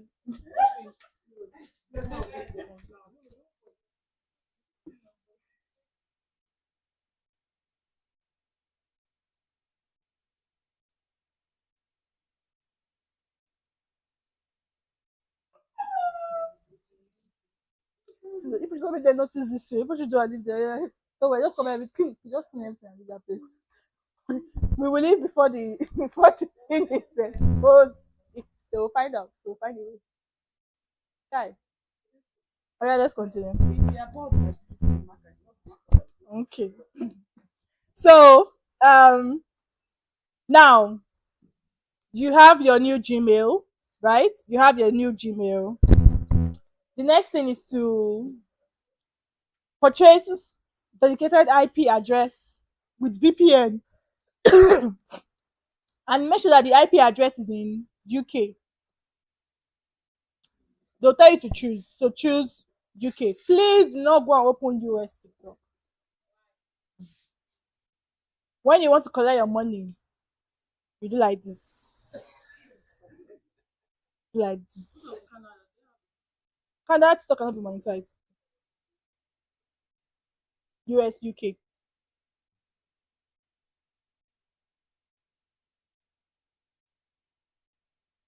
So please choose UK if you know you want your money anytime soon. Choose what? UK. Now, after you have done that, you've bought the dedicated IP address. The next thing is no outside. You buy Nord, you purchase it. Nord, just check. Nord, there are other VPN, there's Mysterium, but I've used Nord and there's nothing like there's no one like Nord. Nord. NORD. So after you've done that, the next thing is to go to download a new TikTok, install a new TikTok account, a new TikTok app, right? And then sign up using that new Gmail.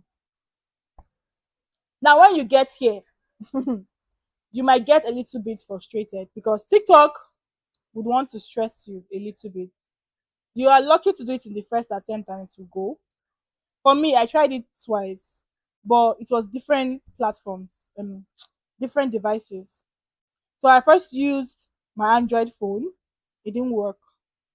They'll tell you error, you can't create accounts. I use a laptop. So if you ever encounter an issue on your Android phone, use your laptop or use another phone to do it. But in those phones you're using, make sure number one, your VPN is turned on. Number two, you're using the new Gmail account. Now, once you have done that, you've created your account with email. You will just go to settings and you will see account region. If you see this account was created in United Kingdom, you are safe. If you see this account was created in Nigeria, I'm sorry, you have just wasted all your efforts. But if you use the VPN and IP and use new Gmail, there is no way it will be opened in UK. That's the only guarantee that you are sure that this account is a UK account. Now, the next thing is hard. You have to maintain the VPN. So don't mistakenly, maybe when you wake up from sleep and you mistakenly go to your TikTok when you don't turn on your VPN, it will show that this account was logged in from Nigeria. It won't affect you so much, but always make sure you turn on your VPN before you access.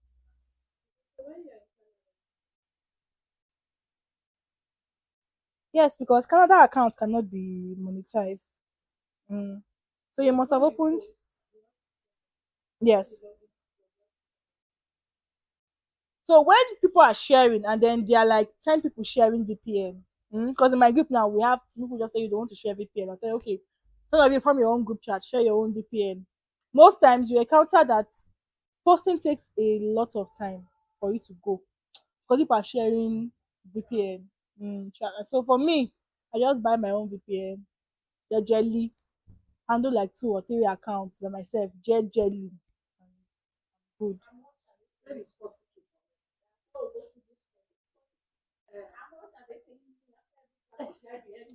So now, after you have the Exact. Thank you, ma. Thank you, ma.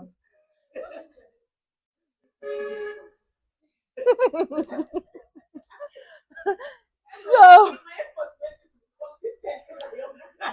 exactly, because so now TikTok pays, I think, $0.1 per 1,000 views. So 1,000 views is $0.1. 10K views is $1. 100K views is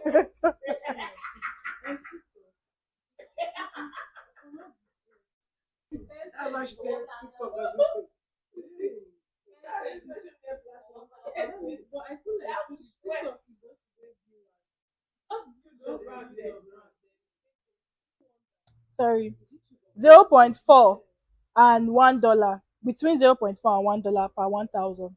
So 10,000 is $10, then 100,000 is $100, $1,000.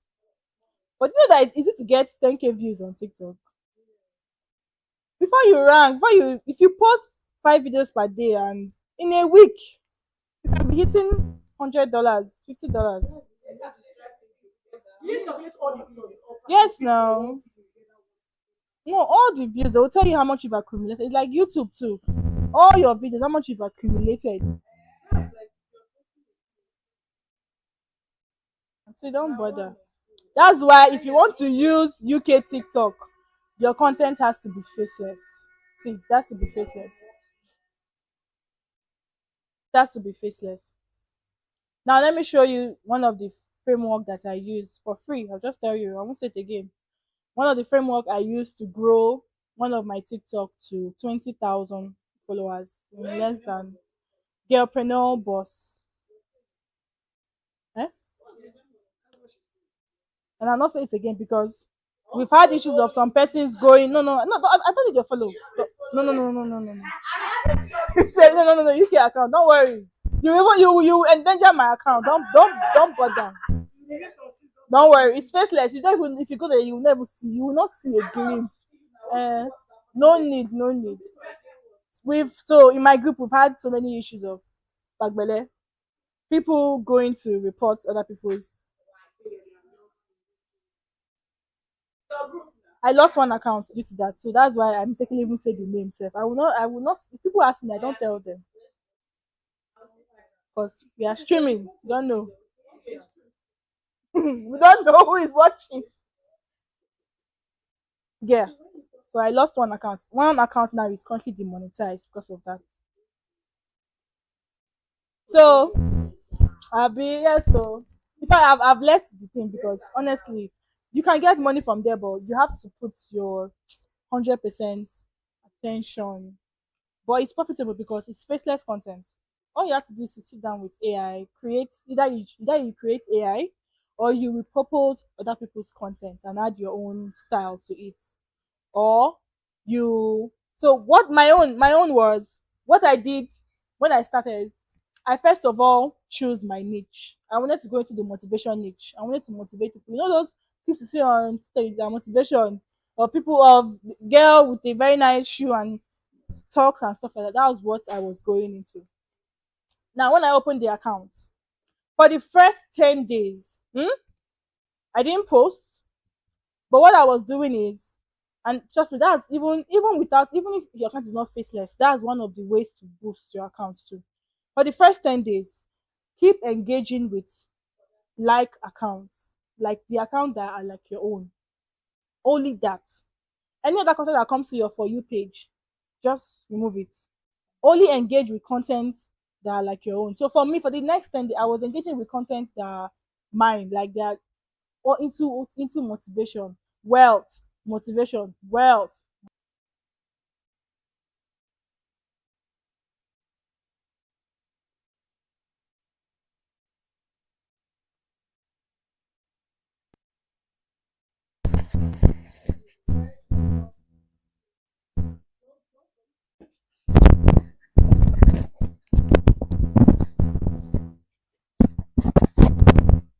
So, second thing, I went to every viral page that talks about motivation. Hmm? And I downloaded all their viral videos. 1 million views, 100,000, 500,000, 10 million views. I downloaded every of their videos. And then I took it to CapCut. Now there's a way to do it, right? So before then I bought clips. I bought over like 10,000 clips of those kind of girl videos into wealth. No, there are faceless space you can buy. You can buy the clips on Etsy. ESTY. You can buy it on Etsy for as low as $3, $4, $5. So I bought the clips. So meaning I had right to use the clips.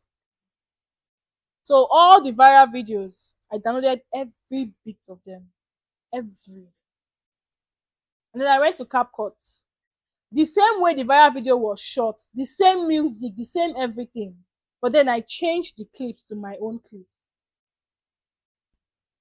And I started reposting it. So I kept doing that for 1 month.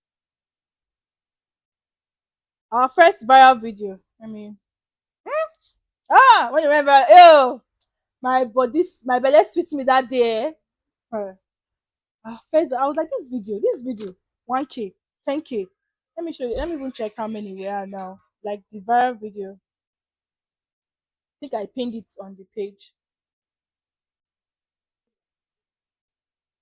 So, okay, let me just show you for free, eh?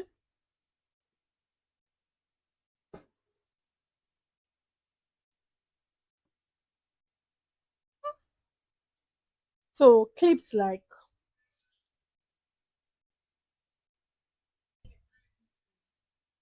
you're saying how those videos are the girl moving, stuff like that. I bought the clips. You need that glass.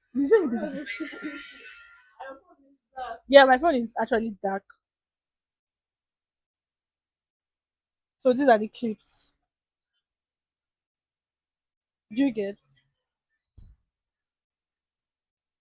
So my own editing style, my own color grading. I use the same color grading for every of my videos. I didn't change my color grading. So I kept reposting those viral videos. The same music, just reposting it to my clip. When the first, yeah, yeah, it's on TikTok. When the first video went viral, now we're at, I think we got 2 million views in 1 week.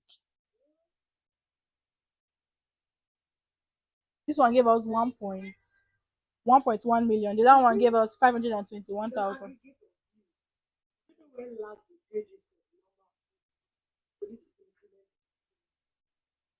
Mm,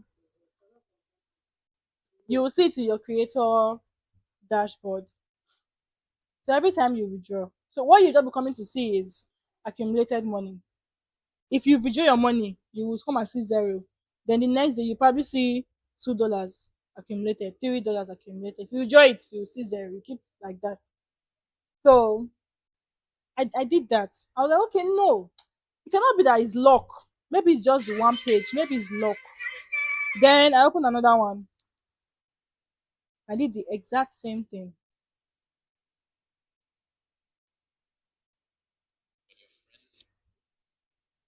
That one of the video gave me 280,000.1K views.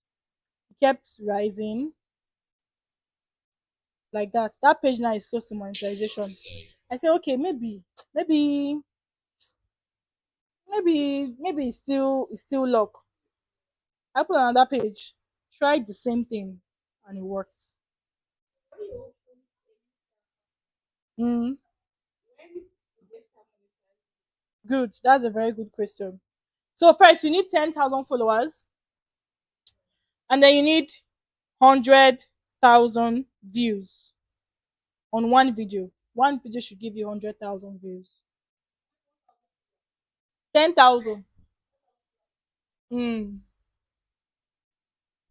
So I opened on that page. In fact, I opened that page and gave my intent to handle it itself. I was like, try it, because maybe not my hand, maybe not the place of my head. Now they make it they work. So I said, try it. I was even shocked that even I came back to the page, I was like, Jesus, the page went viral. We didn't even know. Let me check how many now. So one video now, this one you're not going to check for all your videos, just one video. 100,000 views. It's still even going viral, sef. We already have 165,000. Hmm? All last year. So you can have gotten one view, 100,000, one video is 1,000 people. You don't have up to 10,000 followers.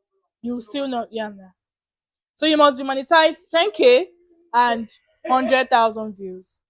So now, I won't lie to you. All these things was last year when the update was still very fresh. Right now, it's still fresh. Not too many people know about it, but the competition is also high. The struggle for views is strong. It seems to me now that it's easier to actually get views. Thank you. On TikTok, View is not an issue because if we are doing this for the topic of using already a viral video, people would like to like watch. But the ones that will not say, so that's the thing. So you have to keep I'm coming. You have to keep consistency. So now what we now devised was we got a plug. Hmm? Now TikTok is not as strict as IG. Hmm? You can buy followers and just work to get your views. So once you get your views, you are still monetized, you are good to go. Because now nobody cares about your follower count again. It's just your views that you'll be paid for. Now, there is one sad thing that I need to tell you that most creators will not tell you. Because you cheated TikTok, right, to open the UK account. In a way, you are shadow banned, but not like shadow banned. Meaning, you have to work twice as much to get views than if it was a normal TikTok account, like somebody normally in the UK or somebody in Nigeria. How did I know this? When I opened the UK account, I struggled. Four videos per day, and I was seeing 0, 1, 10, 15 views, 20 views. But I opened a Nigerian account and I used those same videos. I was seeing 10,000, 1,000. So because in a way you cheated TikTok, for the first 1 month, you need to struggle to meet up. But trust me, once you have left that stage, you'll be good to go. So you see all these things, lots of stress. That's why there are other ways to make money on TikTok. And that's where you need to settle down, build your brand, get gifts. But the main thing is that when you have TikTok followers, you can sell to them. You can sell anything to them and they will buy. So that one is more better because now you are yourself. You don't have to go through the stress of like, creating faceless videos. It's you, yourself. You are the brand, right? And that's what I am now trying to do this year with my brand on TikTok. If you notice, the page is new. That's what I'm now trying to do. But yeah, that's how those creators make faceless TikTok, and that's how they make money on TikTok. And there are other ways. Apart from the creator program, you can just build your personal brand, sell digital products, and get paid for it. So affiliate marketing is I don't have a digital product. Hmm? Like now, one of my friends, this thing I told this update I just shared with you. I learned it from someone.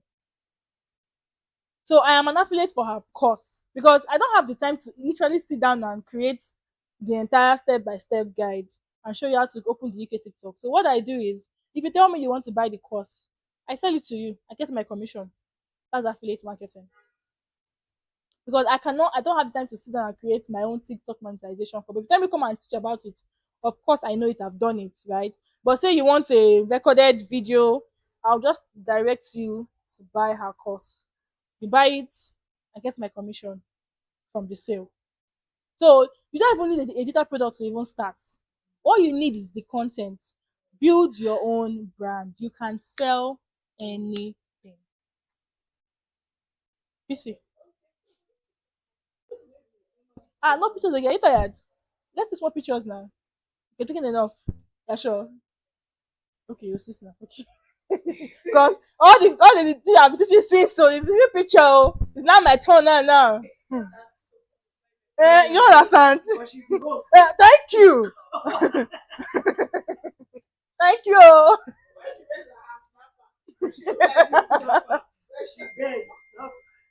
Yeah, your question. Yeah. Yes. So you want to switch to Nigeria and switch to TikTok? Okay, UK. I know that's fine. UK account. Yeah. Yeah. Not be so much. So if you're not sharing, you will self you will no different email addresses. Oh.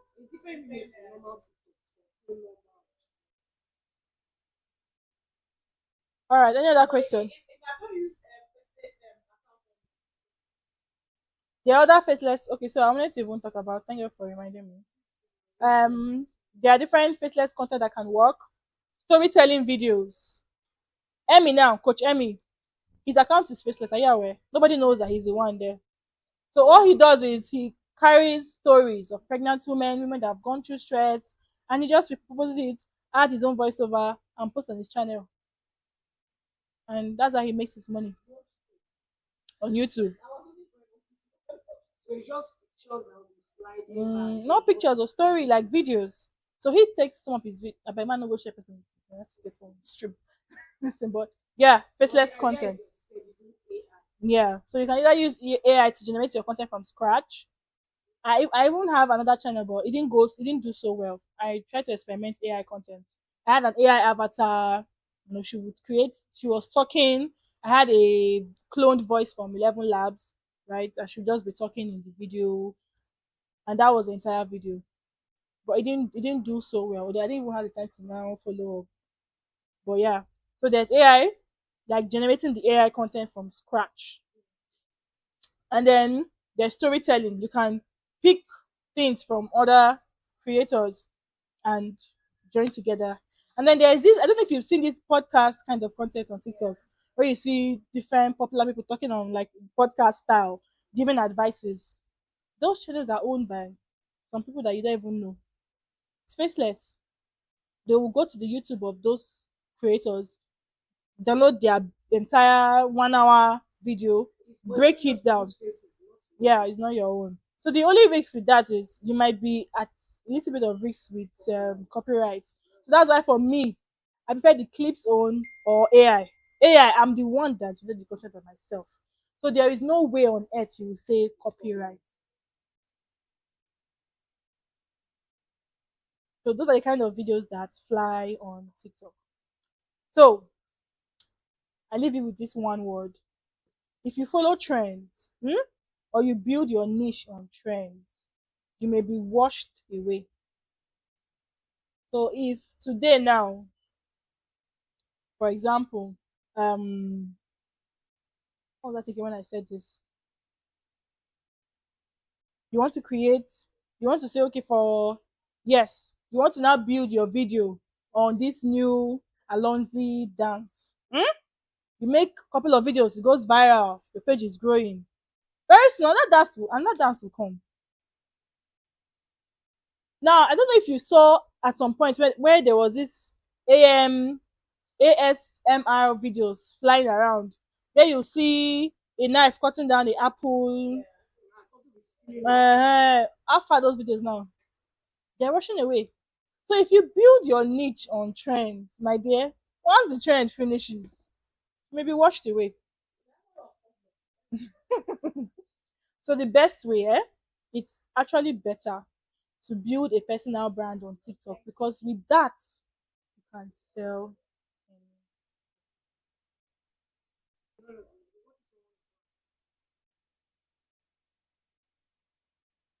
So keep copying until the day they catch you. Until the day they catch you. All right. So I think, do we have any other question?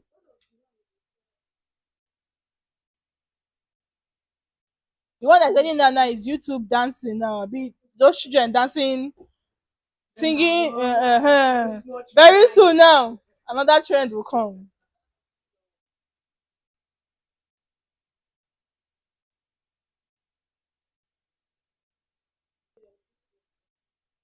Okay, so that one is just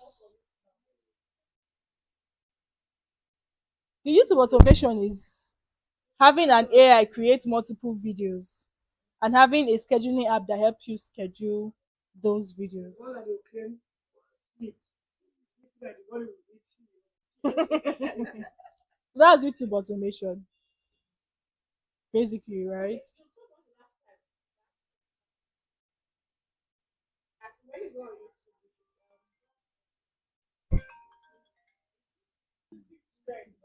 Mm.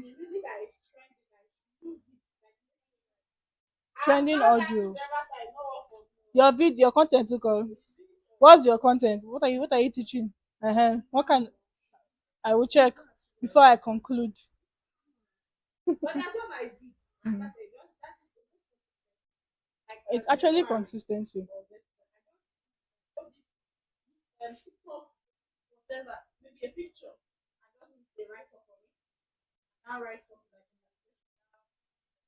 Mm. Yeah.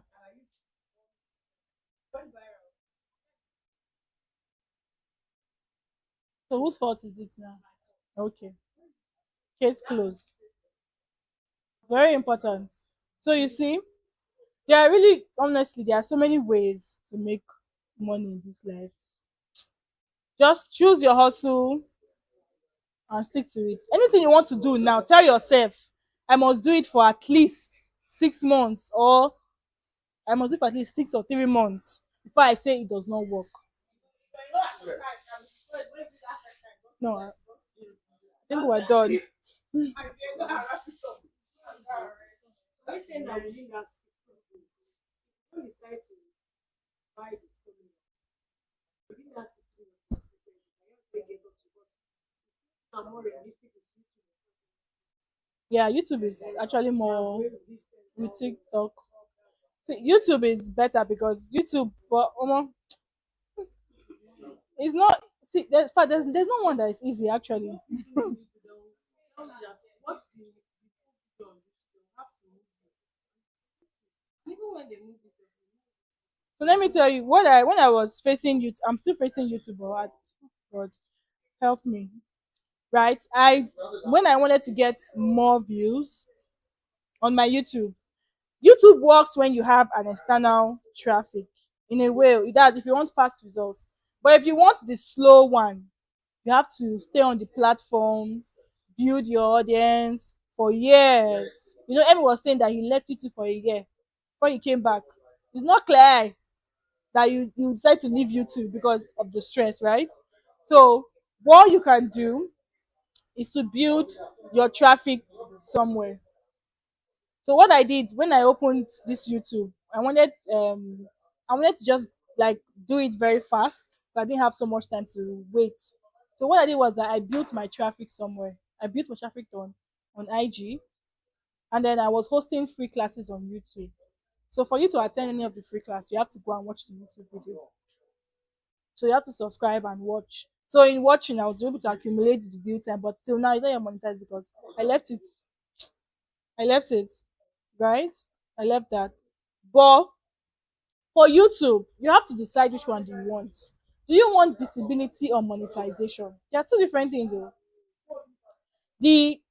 My mentor to today in social media world, Raquel Peterson, her YouTube channel is not monetized, but she has over 300,000 subscribers on YouTube.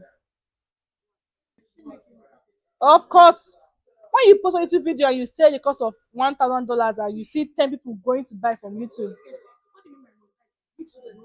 yes, but others are paying you. So if you want that, you run YouTube ads. Boost your channel. I do that sometimes. Just run YouTube ads, boost your channel. Just let it. If you want visibility, just boost your channel. Boost, get followers. Just boost it. Promote a product. Just keep doing that. But if you want monetization, I mean, you want YouTube to pay you, it means you have to do the grinding very well.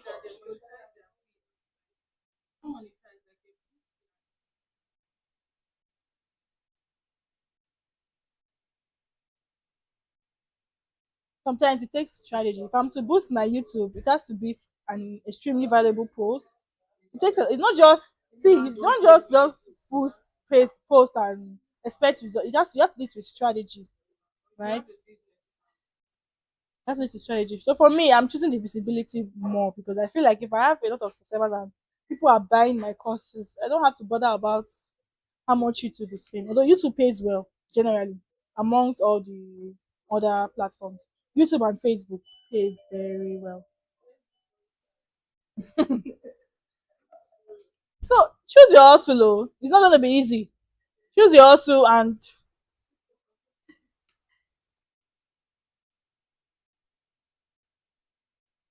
okay. So I want to just hear feedbacks about the training, how it has been. Can we have the second mic, Pastor Oju? Is it charged now? Help me. So I want to just hear how the training has been, right?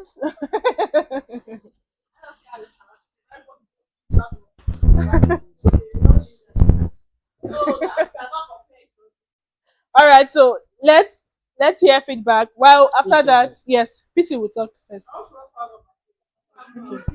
Please give. Say your assistant. So let's hear feedback. How has the training been? How has the training been? And then after that, we'll take group photograph, and then I think we can take Shay. Yeah.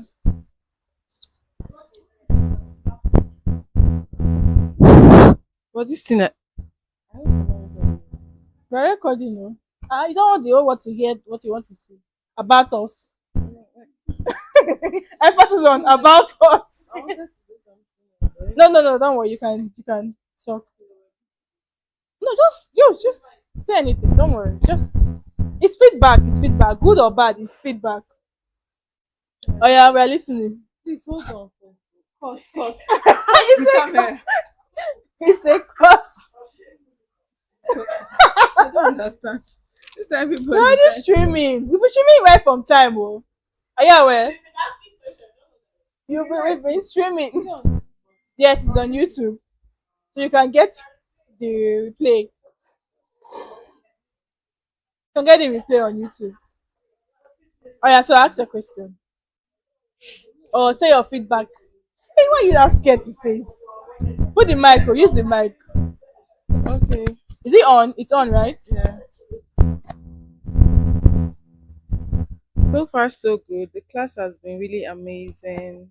Like I really learned a lot from this class, and I'm among the luckiest people here today because what I actually learned here, like you're gonna pay millions, of money to get that, but I just got that for, should I just say for free or but I really enjoyed the class, and if you have something like this next time, just I'm gonna come through because this is the best class.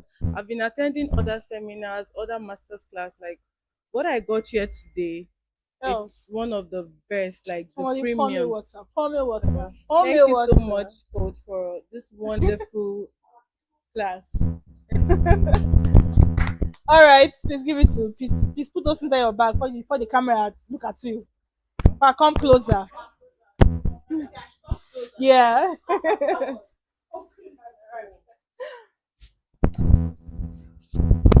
Whose water is this?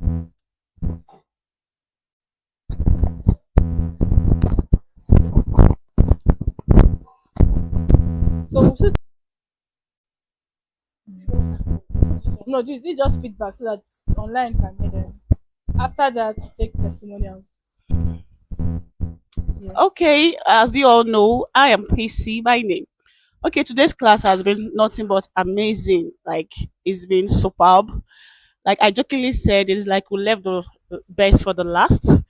That doesn't mean that all the classes or all the facilitators didn't do their work, but it's super amazing having to get us on our two toes, listening, asking questions. Just like And he said, Andy correctly said, I'm not actually a fan of attending all this kind of master classes, but I know Coach Grace for one thing.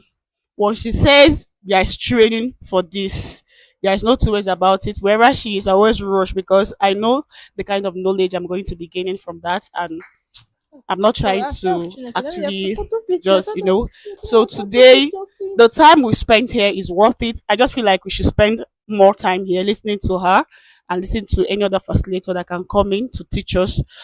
The one that did YouTube to video editing to audio editing and then to this TikTok monetization. I feel so blessed and I'm happy to be here. And for those of you that are not here, I don't know why you didn't come, but sincerely speaking, you missed a lot. So Annie also said something in case there's any other class, just inform us. I think we have to come with other people so that they Really? will also express what we expressed today. Thank you Yeah. so much, Coach Grace, and every other person that taught us today. Super grateful. Thank you. Here's Ciao. what video you were doing. Was it video you were doing? But no seats. No, the feedback video. Was it video? The But feedback no was it? seats. Okay.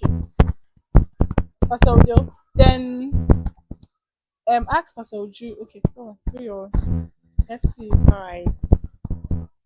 Thank you so much, Coach Grace. I'm Pastor Odo, and one thing I can say is that I'm happy I came around today.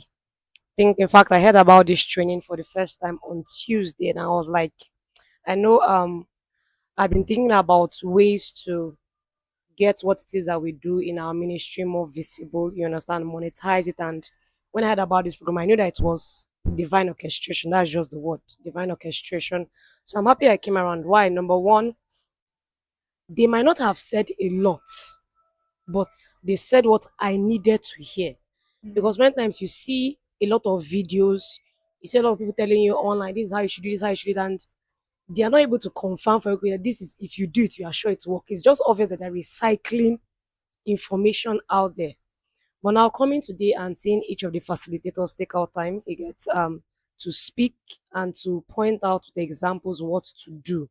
It has given me a broader idea, and even like it has let me even know where I've been making mistakes. If I can think that's the idea, where I've been making mistakes, where I've been getting it wrong, and especially in this final segment, it's about the content creation, the realization that you must not always go in one direction, because there has been that kind of pressure. If it's not skits, you can't blow, you get. But now the realization you can go different angles, but the idea is about, as you said, consistency, the desire to make it work, and then building that personal brand. I think her work speaks for her, Coach Grace. It speaks for her. The confidence with which she's teaching it is obvious that this is not just saying, I want to collect money from you, come and learn. Because for her to this, she gave it to this free of charge, you understand, today's own first of all. And then the idea that if they can give this kind of teaching in this first day, what more can we get? Because I feel empowered already. I know that there's much more to learn. So thank you so much. Thank I'm happy to be you. here. All right, so I think we'll call it a wrap. Thank you guys online. Please, you can watch the replay of all. In fact, it's it's been amazing. I didn't even expect that we'll stream today, but so thank you, Pastor Martins, for making that possible. I love you, Pastor Martins, the founder of Life Changers Ministry. Thank you, sir. Thank you so much for your support in making this live streaming possible. So thank you, everyone, and it is a wrap. Bye.